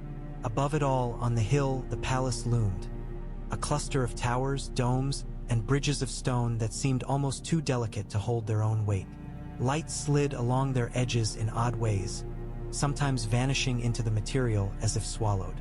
Near the summit, a great, rounded structure dominated, its roof a vast black shell, the dragon pit. "For dragons roost there now," Erich said, following Jon's gaze. "One for each quadrant of the realm. They would like more, but dragons don't always cooperate with plans."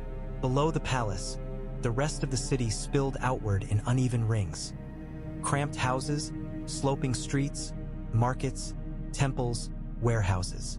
Banners fluttered from balconies and poles.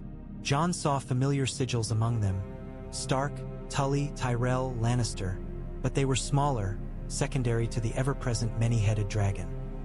As they approached the gate, the road thickened with traffic. Carts loaded with goods creaked along, their drivers cursing. Peasants with bundles on their backs trudged. A group of free city merchants rode past, their bright clothes already dulled by dust. The gates themselves were a marvel. The original wooden doors had been replaced long ago by great slabs of fused stone, carved in relief with dragons twining around one another, their bodies forming the arch. Their heads met at the top, mouths open, teeth bared. The grooves of their scales were worn smooth where countless hands had touched them. "Everyone does it," Erich said when Jon stared. "They think it brings luck, or at least attention." Jon watched as a barefoot boy reached up to trace a finger along a dragon's jaw, eyes squeezed shut in concentration. His mother tugged him along after a moment, scolding. The boy glanced back, as if half expecting the dragon to wink. The guards at the gate wore a mix of armor, some in the familiar style of Westeros, some in the layered, almost organic plates of the Valyrian legions. They checked carts, eyed faces, waved some through and held others back for questions. When they saw Erich's cloak and the sigil on his breast, they straightened. "Ser Erich," one said, a man with a scar running from eyebrow to jaw. "Back from the snows already?" "The snows are always with me," Erich replied. "I bring a guest. By order of the governor and the freehold." The guard's eyes went to Jon. Again, that flicker of recognition, or at least familiarity, crossed his features, like a man seeing a half-remembered face from a dream. "The Stark bastard," he said. "Welcome to Dragon's Landing." It was not said unkindly, but the word bastard still landed like a thrown stone. Inside the gate, the city swallowed them whole. The streets were narrow and twisting, cobbles slick with damp and whatever had been thrown from the windows above. The press of people closed in around them. Butchers carrying carcasses, washerwomen with baskets of steaming clothes, children darting between carts with the agility of alley cats. Voices rose and fell, a constant murmur punctuated by shouts, laughter, curses. "Stay close," Erich said. "You don't want to drift in this river." Jon did as he was told. He had thought Wintertown crowded on feast days, the yard full of folk come to see their liege. That had been nothing. Here, people were everywhere, and the city itself seemed to loom over them, its buildings leaning inward, eaves almost touching above the street in some places. Yet even here, amid the clatter and stink, Valyria's mark showed. A small shrine on a corner had been rebuilt in dark stone, its statue of some local god replaced by a stylized dragon. A section of street had been paved with an inlay of different colored stone, forming a many-headed sigil that people walked over without looking. A watchtower, not particularly tall, had been faced entirely in fused rock, its windows small slits that suggested archers within. They wound their way upward, following streets that curled around the hill like threads. As they climbed, the buildings grew slightly larger, the smells a touch less pungent. The small folk gave way to merchants in better cloth, to minor lords with retainers, to priests in robes. Then, with a final turn, they emerged into a wide plaza at the base of the palace hill. Here, the city's chaos seemed held at bay. The square was paved with large, flat stones fitted so closely together that Jon could barely see the seams. At its center stood a fountain carved in the shape of interlocking dragons, their mouths pouring water into a basin below. Children ran around it, laughing, their voices echoing. Armed guards formed a line at the foot of a broad staircase that led up to the palace gates.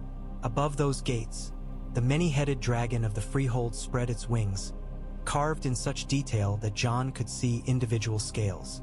The air felt different here, thinner, somehow, as if stretched over something deep and unseen. "This is as far as the Stark men go," Eric said. Jon turned to look at them.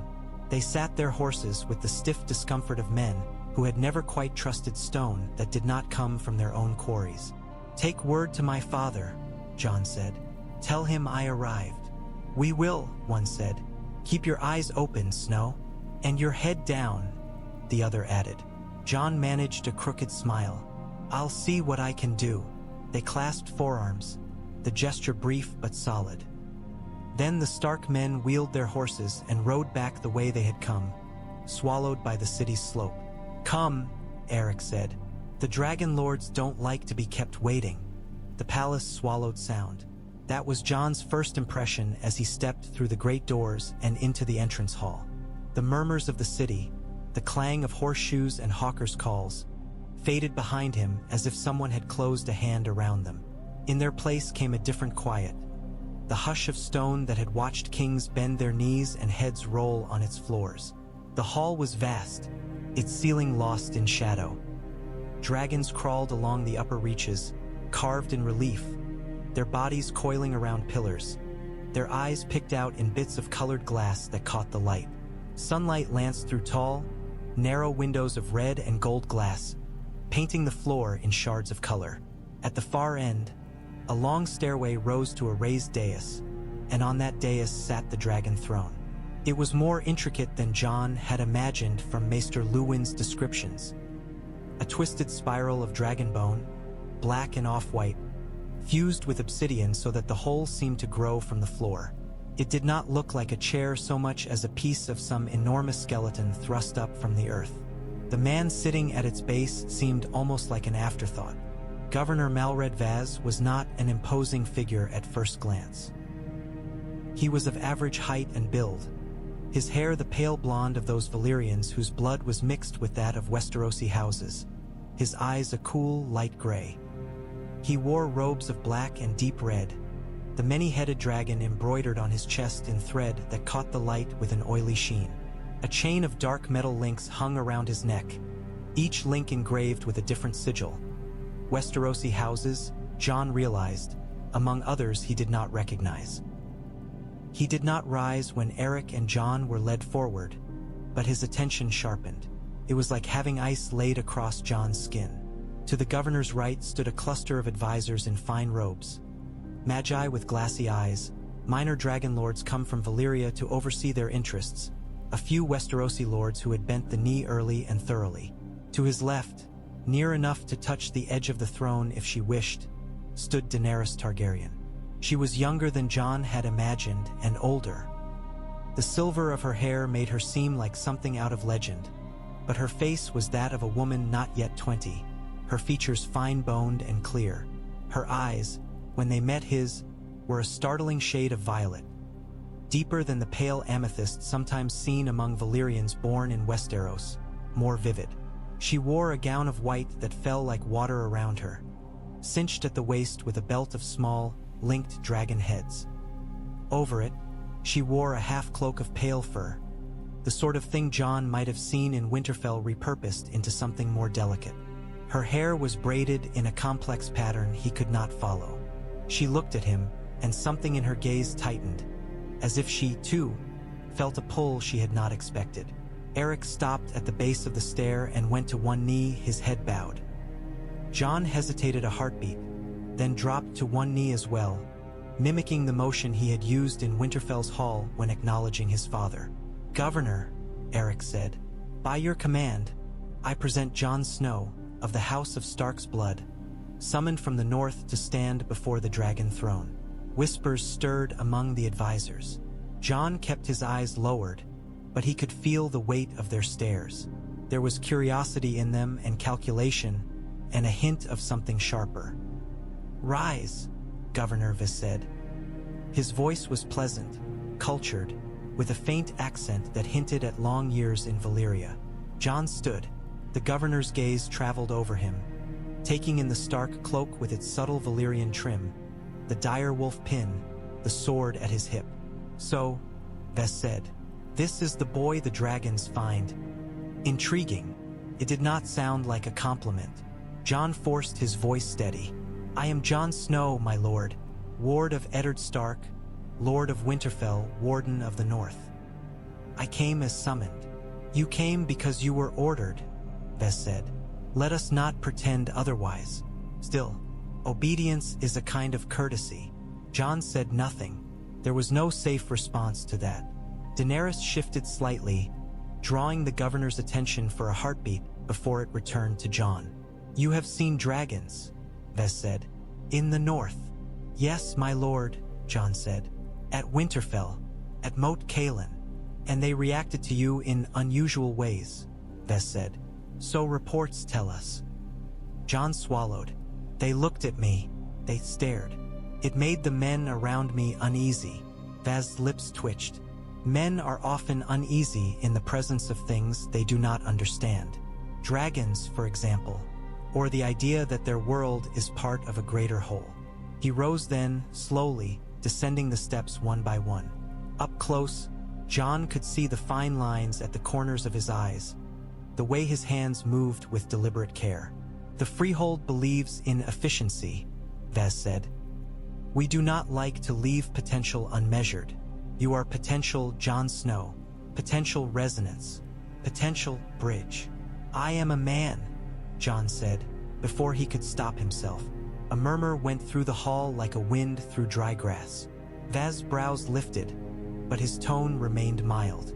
"Are those things mutually exclusive?" Jon felt Daenerys' eyes on him. He did not look her way. "I don't know," he admitted. Ves studied him for a long moment. Then he smiled, thin and sharp. "Honesty," he said. "Interesting. There are those in Valyria who would have had you bound and bled and measured before they bothered to ask your name. I prefer to start with conversation."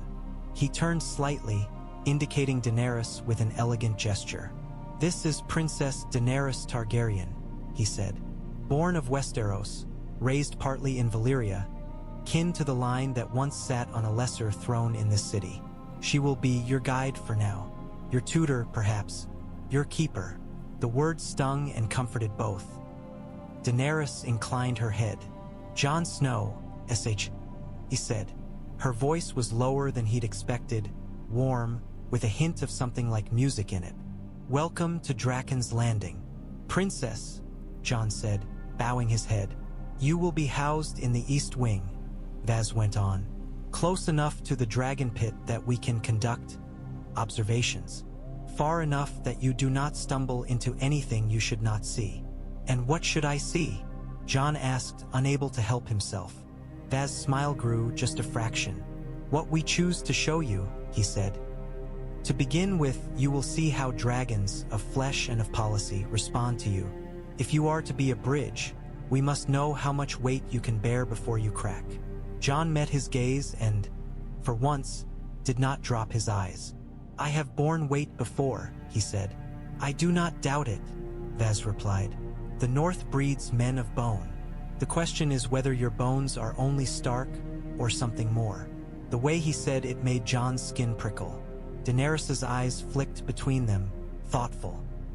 Behind her, one of the Magi leaned toward another and whispered in High Valyrian. Jon caught only a word, Draconian, of the dragon. Rest today, Vez said. Eat, see the palace. Tomorrow we go to the dragon pit.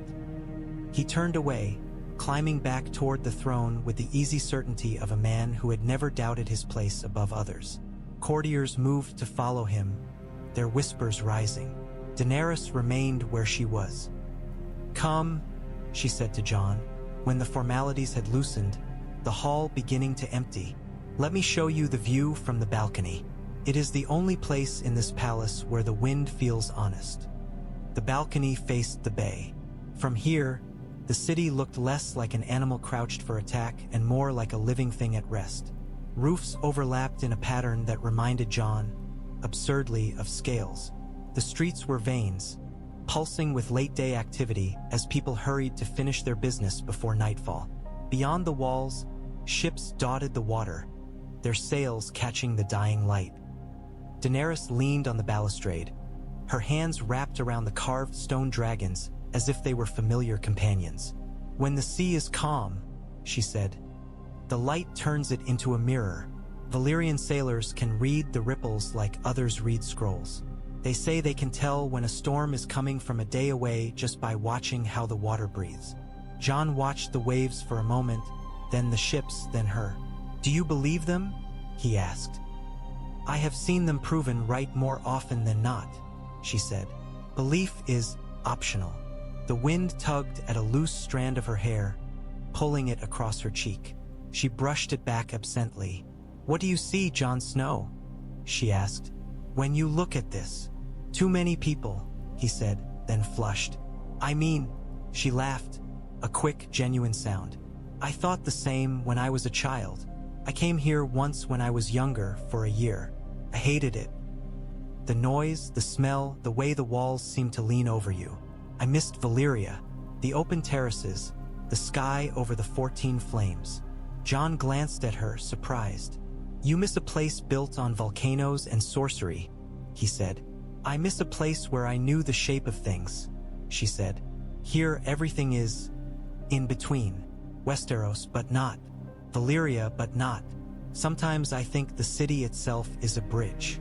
The word hung between them. Do you know why you're here? She asked after a moment, more softly. Because dragons look at me, Jon said, and men get nervous. It is more than that, she said. The Magi have ways of measuring. They speak of resonance, of how some blood sings when dragons are near. He thought of the warmth he'd felt on Winterfell's wall, watching the dragon on the hill lift its head, of the way the air had thickened at Moat Cailin, of the raven croaking his name. What do they think I am? He asked. Important, she said. Dangerous, useful. Which matters most? He asked. To Governor Vaz? She considered.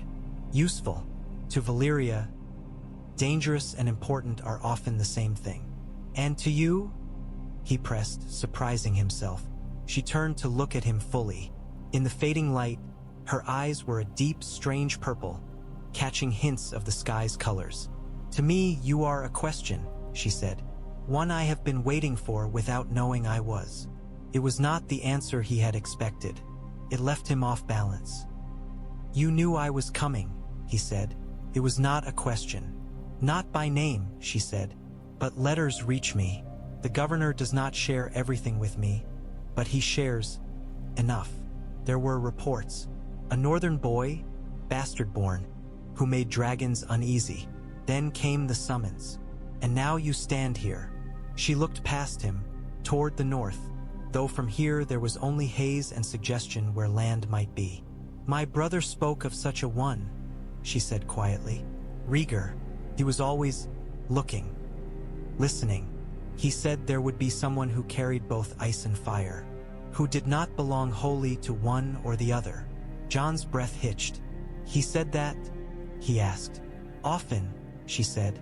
He was obsessed with balance, with prophecy. It made him strange. And then he died, and the Magi said the prophecies were misread, or irrelevant, or postponed. Now they look at you and remember what he said, and it troubles them. Why? Jon asked. Because they built their world on the idea that they had outrun destiny, she said. That they chained the 14 flames and so sidestepped the doom. The idea that something might still be owed unsettles them. He thought of Eddard, of Ben-Jen, of the ranger at Winterfell's hall speaking of dead men walking, of the wall and the cold, and things stirring that dragons might not be able to burn.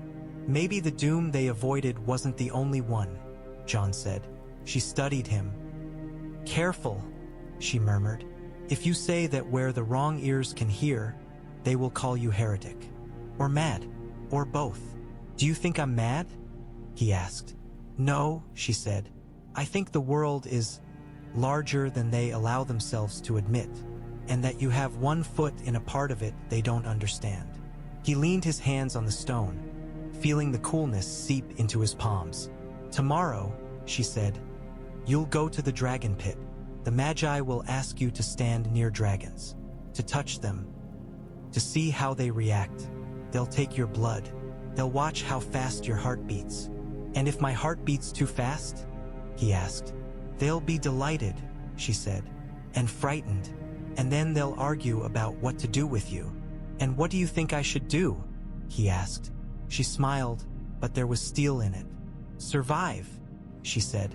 Listen, learn, and decide, when the time comes, whether you wish to be their bridge or their storm. Above them, a dragon shrieked, the sound tearing across the sky like a rent in cloth. Jon looked up to see it circling the dragon pit, framed against the orange and purple of the sunset. For a moment he felt that warmth again, that pull. The dragon banked, and though he knew it was too high to see him, he could not shake the feeling that its gaze had found him on the balcony. Daenerys watched his face, and though she said nothing, he knew she had seen the flicker in his eyes. The dragon pit smelled of ash and old blood. Jon had thought he knew the smell of dragons from Winterfell's Garrison Hill, the acrid tang of their breath, the faint sulfur that clung to the air after they flew. This was different, deeper, the scent of a place where dragons had lived, fought, and died for generations, their presence soaked into the very stones. The domed ceiling loomed above, blackened in places from fires that had once licked too high. Great chains hung from it, some empty, some ending in massive iron rings embedded in the floor. The echoes of their footsteps drifted upward and were swallowed. Don't look up too long, Daenerys murmured as they walked. It'll make you feel small. I am small, Jon said. Not in the way that matters here, she replied. They approached a section of heavy bars where a dragon crouched. This one was larger than the Moat Cailin beast, smaller than the great she-dragon he'd seen over Valyria in his imagination. Its scales were a deep green edged with bronze, its eyes a bright, almost unnatural gold. It lay coiled on itself, head resting on forepaws the size of hounds. At their approach, it lifted its head. The world narrowed. Jon was aware of Daenerys at his side, of the Magi on the raised gallery, of Governor Vaz standing with his hands clasped behind his back. He heard the faint hum of voices, the scratch of quills, the low murmur of spells. But all of that receded as the dragon's gaze met his. The air thickened, like it had by Winterfell's wall, only more so. Heat rolled off the creature in waves, pushing back the chill of the stone floor. The smell of ash intensified. Jon's heart beat faster, not only from fear. He stepped closer, until he could see the fine details of its face. The way the scales thinned around its eyes, the tiny, almost delicate ridges along its jaw.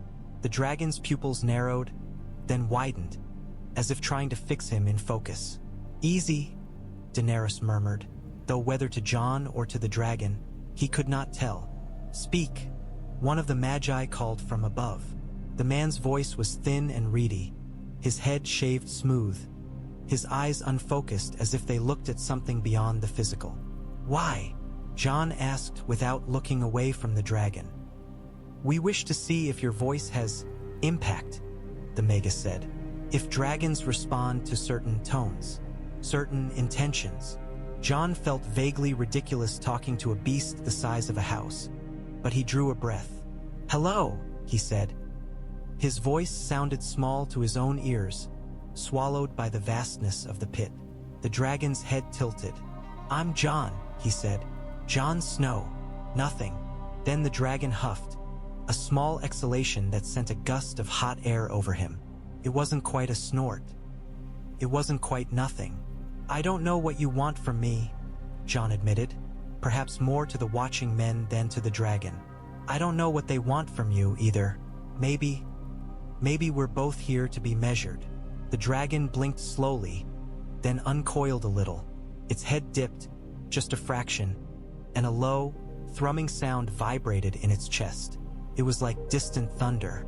Jon felt it in his feet, up through his bones. "Remarkable," someone whispered above. "Don't move," Daenerys said softly. The dragon slid closer, scales rasping against stone. It came until the bars were a hair's breadth from its snout. Jon could see his own reflection in its eyes, a small, dark figure framed in gold. It opened its mouth slightly. Heat washed over him, strong enough that the hairs on his arms prickled.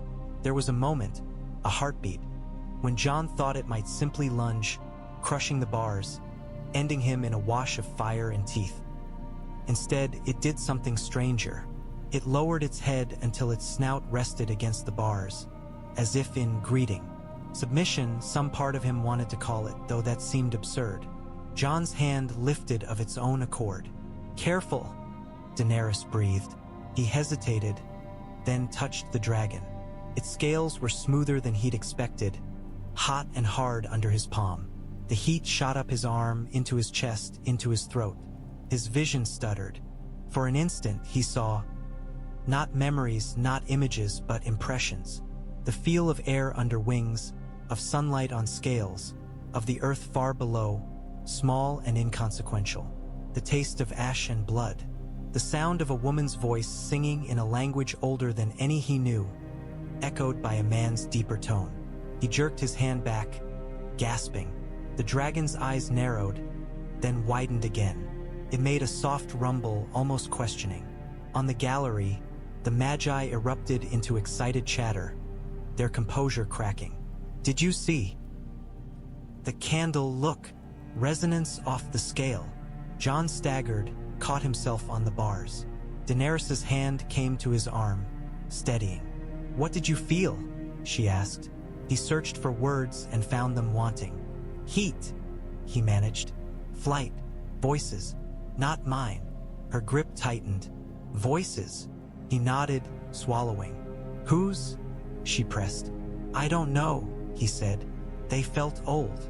On the gallery, Governor Vaz raised a hand. The Magi quieted with the haste of men used to obeying. Again, one of them called, "We must repeat. See if the reaction persists. Different dragon. Different stimulus." "Enough for now," Vaz said, his voice cutting through their eagerness. "He is not a candle to be burned at both ends." "It is imperative," a Magus began. "It is imperative," Vaz said, "that we not break the toy before we understand how it works." Jon did not appreciate being compared to a toy, but he lacked the breath to say so. His heart still pounded. The dragon watched him intently, as if expecting something more. Daenerys' hand on his arm was the one solid thing in the room. "Come," she said quietly. "Let's step back." They moved away from the bars. The dragon's head tracked his movement for a moment, then settled back onto its forepaws, as if conceding the end of the encounter. "You did W.L., Daenerys murmured. "I touched a dragon," Jon said. "I don't know if that's well or foolish." "Sometimes those are the same thing," she replied. "But believe me, they've never seen anything like that. Not since." She stopped. "Since?" he asked. "Since Rhaegar," she said. The council chamber was smaller than the Great Hall, but in some ways more intimidating. It was circular, the walls adorned with maps, some of Westeros, some of far-off lands Jon did not recognize, their coastlines jagged and strange. Between the maps hung banners, the many-headed sigil of the Freehold, the three-headed dragon of House Targaryen, a few Westerosi crests whose owners had long ago pledged themselves fully to Valyria's vision. In the center of the chamber, a round table dominated, its surface inlaid with colored stone forming a detailed map of Westeros. Tiny dragon figurines stood upon it at various points. King's Landing, the Neck, Dragonstone, Old Town, the Wall. Smaller tokens, shields, ships, tokens shaped like coins, clustered around them. Governor Vez stood with his hands resting lightly on the table's edge, his gaze moving from point to point as if reading a story written in stone. Around him, magi in dark robes, their glass candles guttering with strange, pale flames, murmured in low voices. Two elder Dragonlords, their hair pure silver and their skin as thin and lined as old parchment, watched with hooded eyes. Daenerys and Jon stood slightly apart, near a carved pillar. She had insisted on his presence, over some muttered objections. Vaz, after a moment's consideration, had agreed, whether to test his reactions or out of some principle of transparency, Jon could not tell. "You saw it," one of the magi said, his voice quivering with excitement. The candle flared when he touched the beast. The flame bent toward him. "It hasn't done that since the days when we still believed prophecy could be turned to our advantage." One of the elder Dragonlords cut in, his tone dry. "And look how well that turned out. We have kept the flames bound for 2 centuries, another magus said, offended. "Our advantage is proven." "Chains hold," the old Dragonlord said. "Until they do not." Vaz raised a hand. The bickering halted. "Facts," he said. "Let us begin with facts." He gestured to one of the glass candles. This flame was not like ordinary fire. It burned with a pale, shifting light that seemed to have more to do with the absence of color than its presence. When Jon Snow entered the dragon pit, Vez said, the candle's flame rose. When he approached the dragon, it bent toward him. When he touched it, the flame almost doubled in height. It responded to a pattern in his blood, a magus said eagerly. "A resonance. He carries something. Stark blood." One of the Dragonlords said with faint contempt, "Northern stubbornness. I fail to see." "Not only Stark," Daenerys said quietly. All eyes turned to her. Jon felt their weight, hot and cold at once. "My brother Rhaegar would sit with the candles and speak to them," she said. He said they told him stories, that they burned higher in the presence of certain lines. "Lines," the magus repeated. "Bloodlines." He always believed, Daenerys went on, that the North and the dragon houses were entangled, more than chance. He searched for proof, for connections, for ice in the fire, another magus murmured. "And did he find it?" Vaz asked. Daenerys's gaze flicked to Jon, then away. "He died," she said. Before he could say, silence fell thick and heavy. Vaz resumed his circuit of the map. "Whatever he carries," one of the elder Dragonlords said, nodding toward Jon. "He carries it without control. He is no magus, no Dragonlord. He is a bastard boy from the snow, with a knack for making beasts look twice. And yet," a different magus said, "the candles react, the dragons respond. In a world where the 14 flames grow restless and the North sends stories of walking dead, can we afford to ignore an anomaly like this?" Jon's heart kicked at the mention of the North. He held his tongue. "We could send him to the wall," the first Dragonlord said. "Let him stand between us and whatever fantasy they're conjuring up there. If he dies, the problem solves itself. If he lives, perhaps he's useful." "The Night's Watch is prickly," another advisor said. "They might not appreciate having a Valyrian experiment foisted upon them. And the wall is outside many of our usual structures, which is why it still stands," grumbled someone else. Vaz traced a finger along the inlaid wall, its small raised line separating the continent from the white nothingness beyond. "The Night's Watch sends reports," he said. Disturbances. Cold. Strange tracks. We assigned them 3 additional modest dragons last decade. They burned a dozen wildling camps, lowered the number of raids. Yet the reports continue. They will always continue, the skeptical Dragonlord said. The Watch exists to justify its own existence. Old men telling old tales. And yet, Vess said, the candles flicker when their ravens arrive, the same way they flickered today.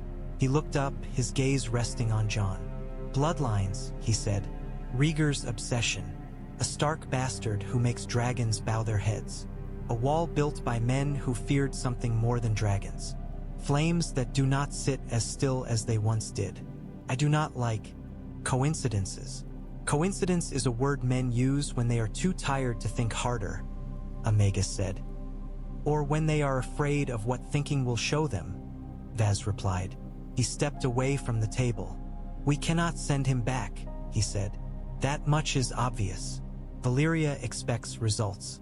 The High Dragonlord did not summon me here to shrug and say, he was interesting, so we returned him to his fields. What then?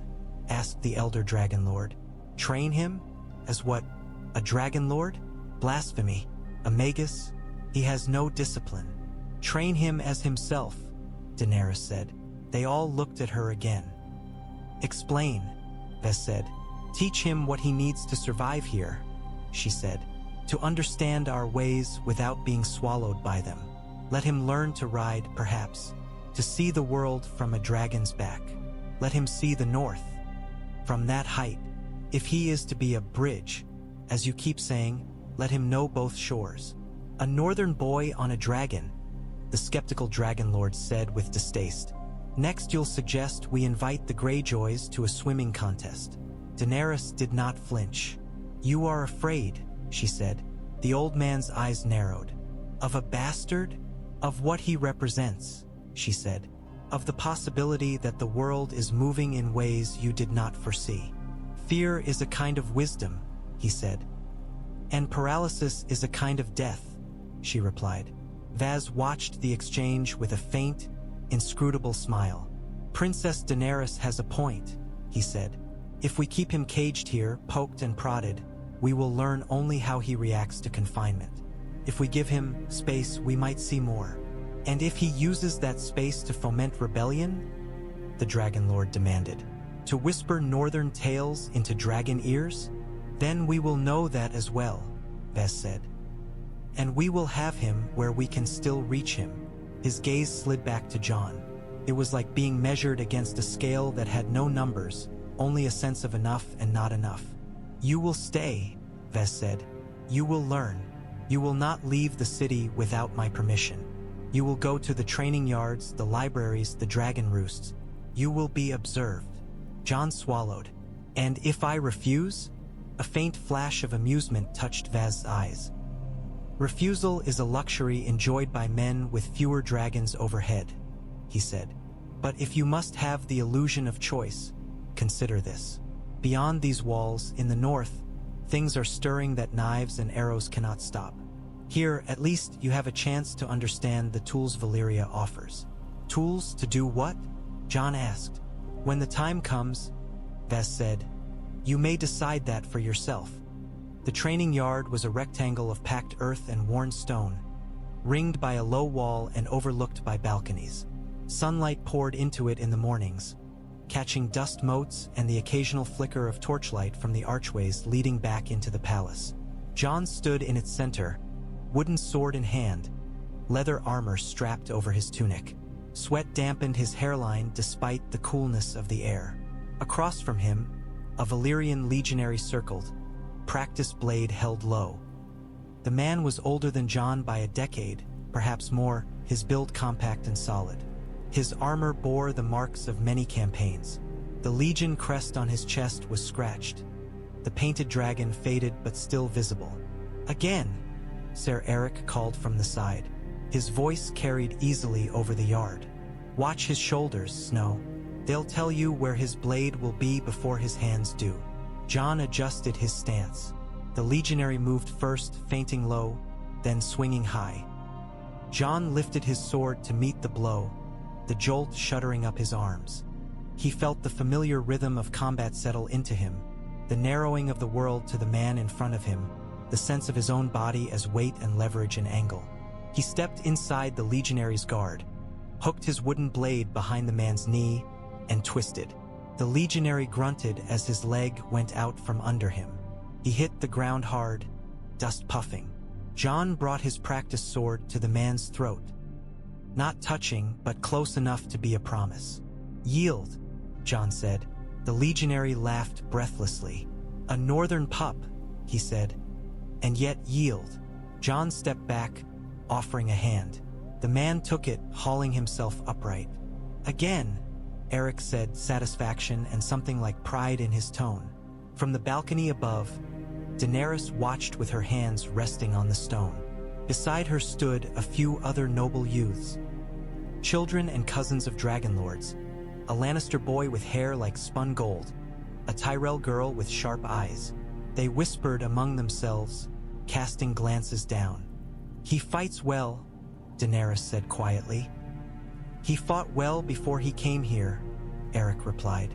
"Ned Stark trains his boys hard, even the ones the world insists on calling bastards."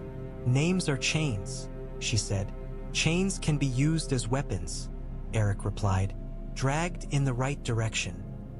Below, Jon and the legionary traded blows again. Jon took a hit to the shoulder that would have cut deep if the swords were steel. Pain flared, sharp and clean. He twisted with it, letting it carry him into a spin that brought his blade across the legionary's ribs. "Snow!" someone called from the edge of the yard. He broke off, stepping back, breathing hard. A page approached, clutching a rolled parchment. His cheeks were flushed from running. "Message from the north," the boy said, eyes bright. "A raven at dawn." Jon's heart lurched. "From Winterfell?" he asked. The boy shook his head. "From the wall." The world tilted. Jon handed his practiced sword to the legionary without looking, his fingers suddenly clumsy. "Bring it here," Eric said, descending from the balcony. The page obeyed, offering the parchment. The seal was a simple black wax, pressed with the image of a tower. Jon recognized the hand on the outside even before Eric broke the seal. "Ben-Jen," he said. Eric scanned the letter quickly, then passed it to Jon without comment. Jon unfolded it, the paper crackling. "Snow, the raven flies faster than a horse, but I still expect this will reach you later than I'd like. The wall holds, but there are cracks where there were none before. Not in the stone. In the things we thought the stone kept out. We lost 2 men last week. Not to wildlings, to cold. They walked out on patrol and did not come back. When we found them, their bodies were unmarked, their faces frozen in expressions I don't care to describe. The air around them was wrong. The torches burned blue. The Magi in King's Landing will say it is superstition. They did the last time. Perhaps they will say the same when the cold reaches their maps. The dragons they sent last decade are uneasy. They fly more at night than they used to. Once, one refused to leave its roost at all, growling at the sky as if it heard something we could not. You are in the belly of their power now. Listen, learn. Remember that the wall does not stand only for us. It stands for them too, whether they admit it or not. If you find a way to make dragons listen to someone other than their riders, make them listen to you. Then remember who needs their fire when the sun goes dim. Stay alive. Ben-Jen." Jon read the letter twice, then a third time, the words etching themselves into him. "Bad?" Daenerys asked when he looked up, handing the parchment back to Eric. "There's cold," Jon said. "Beyond the wall. Worse than before. Men dying, strangely. Dragons uneasy." One of the other noble youths, the Lannister boy, snorted. "The Night's Watch sees ghosts under every snowdrift. The Night's Watch sees what you're too far south to notice," Jon said, sharper than he had intended. Eric folded the letter carefully. "I'll see that this reaches Vaz," he said. "And the Magi. And they'll do what?" Jon asked. "Send more dragons to burn more empty camps? That is their way," Eric said. "But they are not fools. They will not ignore this entirely. They ignored the last letters, Jon said. Benjen wrote that too. Daenerys watched him, her expression troubled. You think they won't listen, she said. I think they'll talk, Jon replied. They'll light their candles and trace lines on maps and argue about whether the cold is real. Meanwhile, men freeze. Then make them listen to you, she said. He laughed once, without humor. I'm a bast. He stopped himself, remembering her words about names. I'm Jon, he said instead. From the north. In a room full of Dragonlords who think the world ends at the edge of their ch.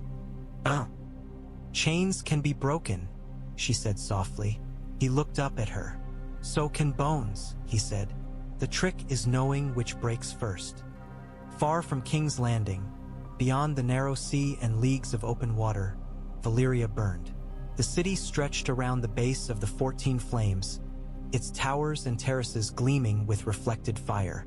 The volcanoes themselves rose like gods from the earth, their peaks haloed in smoke and ash. Magi and engineers had carved channels into their flanks, guiding lava into controlled flows that glowed like veins of molten gold in the dark. In a chamber carved into the base of one of those mountains, the air shimmered with heat. The walls were obsidian smooth, the floor patterned with inlaid lines of some dull, dark metal that pulsed faintly with light. 14 braziers stood in a circle, their flames burning in different hues: red, orange, white, blue, each representing one of the flames above. At the center of the circle stood the High Dragonlord. He was taller than Governor Vaz, his hair a more pure silver, his eyes the deep amethyst of old Valyrian blood. His robes were simple compared to those worn in Westeros, black, edged with faint, shimmering patterns that suggested dragon wings unfolding. In his hand, he held a staff topped with a cluster of dark crystal. Before him, on a low pedestal, a glass candle burned. Its flame was pale, almost colorless, yet the light it cast was not like any torchlight. Shapes moved in it, shadows, hints of faces, fleeting images of places far away. Again, the High Dragonlord said. A magus standing at the edge of the circle raised his hands, murmuring an incantation. The candle's flame flared, then steadied. Within it, an image resolved. Jon Snow stood in the dragon pit, his hand pressed to the snout of the green and bronze dragon. The details were ghostly, edges blurred, colors washed out, but the impression was clear. The boy, the beast, the contact between them. The candle's flame leaned toward Jon's image, as it had leaned toward him in the flesh. The High Dragonlord watched without expression. He is strong, the magus said. Sweat beaded on his brow, not only from the chamber's heat. The resonance travels the length of the world. It bends the candle here as if he stood in this room. His blood reaches us, the High Dragonlord said. His voice was low, controlled. Or something within it does. The image shifted. Now it showed the wall. A pale line against darker wilderness, barely discernible. Faint shapes moved along it. Men on patrol, torches flickering. The wall remains, the High Dragonlord said, and the Northmen send stories of new cold, of tracks that do not match any beast they know. The dragons we stationed near Eastwatch are restless, another magus said. They send word that the beasts fly more at night, that they refuse to go beyond a certain point north, as if there were a boundary. The wall is a boundary, someone else muttered. A boundary built by men who had no dragons, the High Dragonlord said. They used other tools. They spoke other words. We have never understood all of them. He stepped closer to the candle. Rhaegar, he said quietly, almost to himself. You were always chasing threads. Perhaps you were not entirely mad. The Magi shifted, exchanging glances. Most among them had come of age after Rhaegar's death. They knew him as a cautionary tale. The dragon prince who had flown too close to prophecy and forgotten the solidity of politics. And Westeros? One asked. Our governor writes of unrest, of lords who grumble about levies. of an dispute between a fry and a tax collector that nearly ended in blood. He says the North tolerates us but does not love us. The boy, we have bound him to us. But what if? Westeros is a province, the High Dragonlord said. Provinces grumble. It is their function. They do not question the chains that hold the flames, because they do not see them. He lifted the staff, its crystal catching the candle's light. For a moment, the two glows tangled. We have done what no one thought possible, he said. We harnessed our doom. We turned the earth's hatred into our fuel. The 14 flames burn at our command, not at the whim of gods or fate. And yet, a younger Magus began. And yet, the High Dragonlord said, the ground still shakes sometimes. The vents hiss, the flames spit. We add more chains, more sigils, more blood. We send dragons to every corner of the world, as if we can flood it with our presence and thus outnumber every prophecy. He studied the image in the candle again. Jon's ghostly hand rested on the dragon's snout. The flame leaned toward him.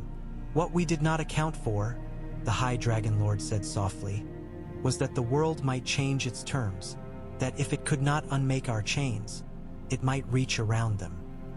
Through him? The Magus asked. Perhaps, the High Dragonlord said. Perhaps not, but he is interesting, and interest is dangerous. Governor Vaz proposes to train him, another Magus said, to keep him close, to see whether he can be turned into an asset. Assets have a way of acquiring opinions, the High Dragonlord said, especially those with mixed blood. They stand in more than one world and think that gives them license. Should we recall him? Someone asked. Bring him to Valyria, study him here under our own eyes. Drag him from his father's land and make of him a spectacle? The High Dragonlord said. No, that would disturb the provinces more than I care to. Westeros must believe its autonomy intact, even as we tighten our grip. He lowered the staff. Let Vez train him, he said. Let Daenerys Targaryen speak to him of dragons and of balance. Let the boy learn the weight of both wolf and dragon. When he decides where to stand, we will see whether he is our bridge or our doom, a Magus finished. The High Dragonlord's mouth quirked, a humorless shadow of a smile. There is no doom but what we choose to name, he said. And yet, we did not name the cold beyond the wall. It named itself long ago. The candle's flame flickered. For an instant, the image within it shifted. The dragon and Jon faded. In their place came a flash of something else. A hand of pale, dead flesh, fingers tipped with ice, reaching toward a torch that burned an unsettling blue-white fire. The Magus nearest the candle gasped, reeling back. The flame steadied, showing only the ordinary pale light. The North, he whispered. It touched the vision. The High Dragonlord's gaze sharpened. Interesting, he said again. The word sounded more like a sentence than an observation. He turned toward one of the braziers, its flame burning a deep, steady red. For a heartbeat, the fire flared higher, then subsided. Send word to Vaz, he said. Tell him to increase his vigilance in the north. More dragons if needed. More legions if the lords grow unruly. And tell him, he paused. Tell him, the Magus prompted. Tell him, the High Dragonlord said, that while he plays with his bridge, he should remember that sometimes, when a river swells, bridges wash away. In King's Landing, far above the vaults and the training yards, Jon Snow woke in his bed with his heart pounding and the taste of ash and ice in his mouth. A dragon roared in the dragon pit. On the wall, Benjen Stark stood watch as a wind that had not blown in centuries sighed over the ice. The chains around the 14 flames held. For now,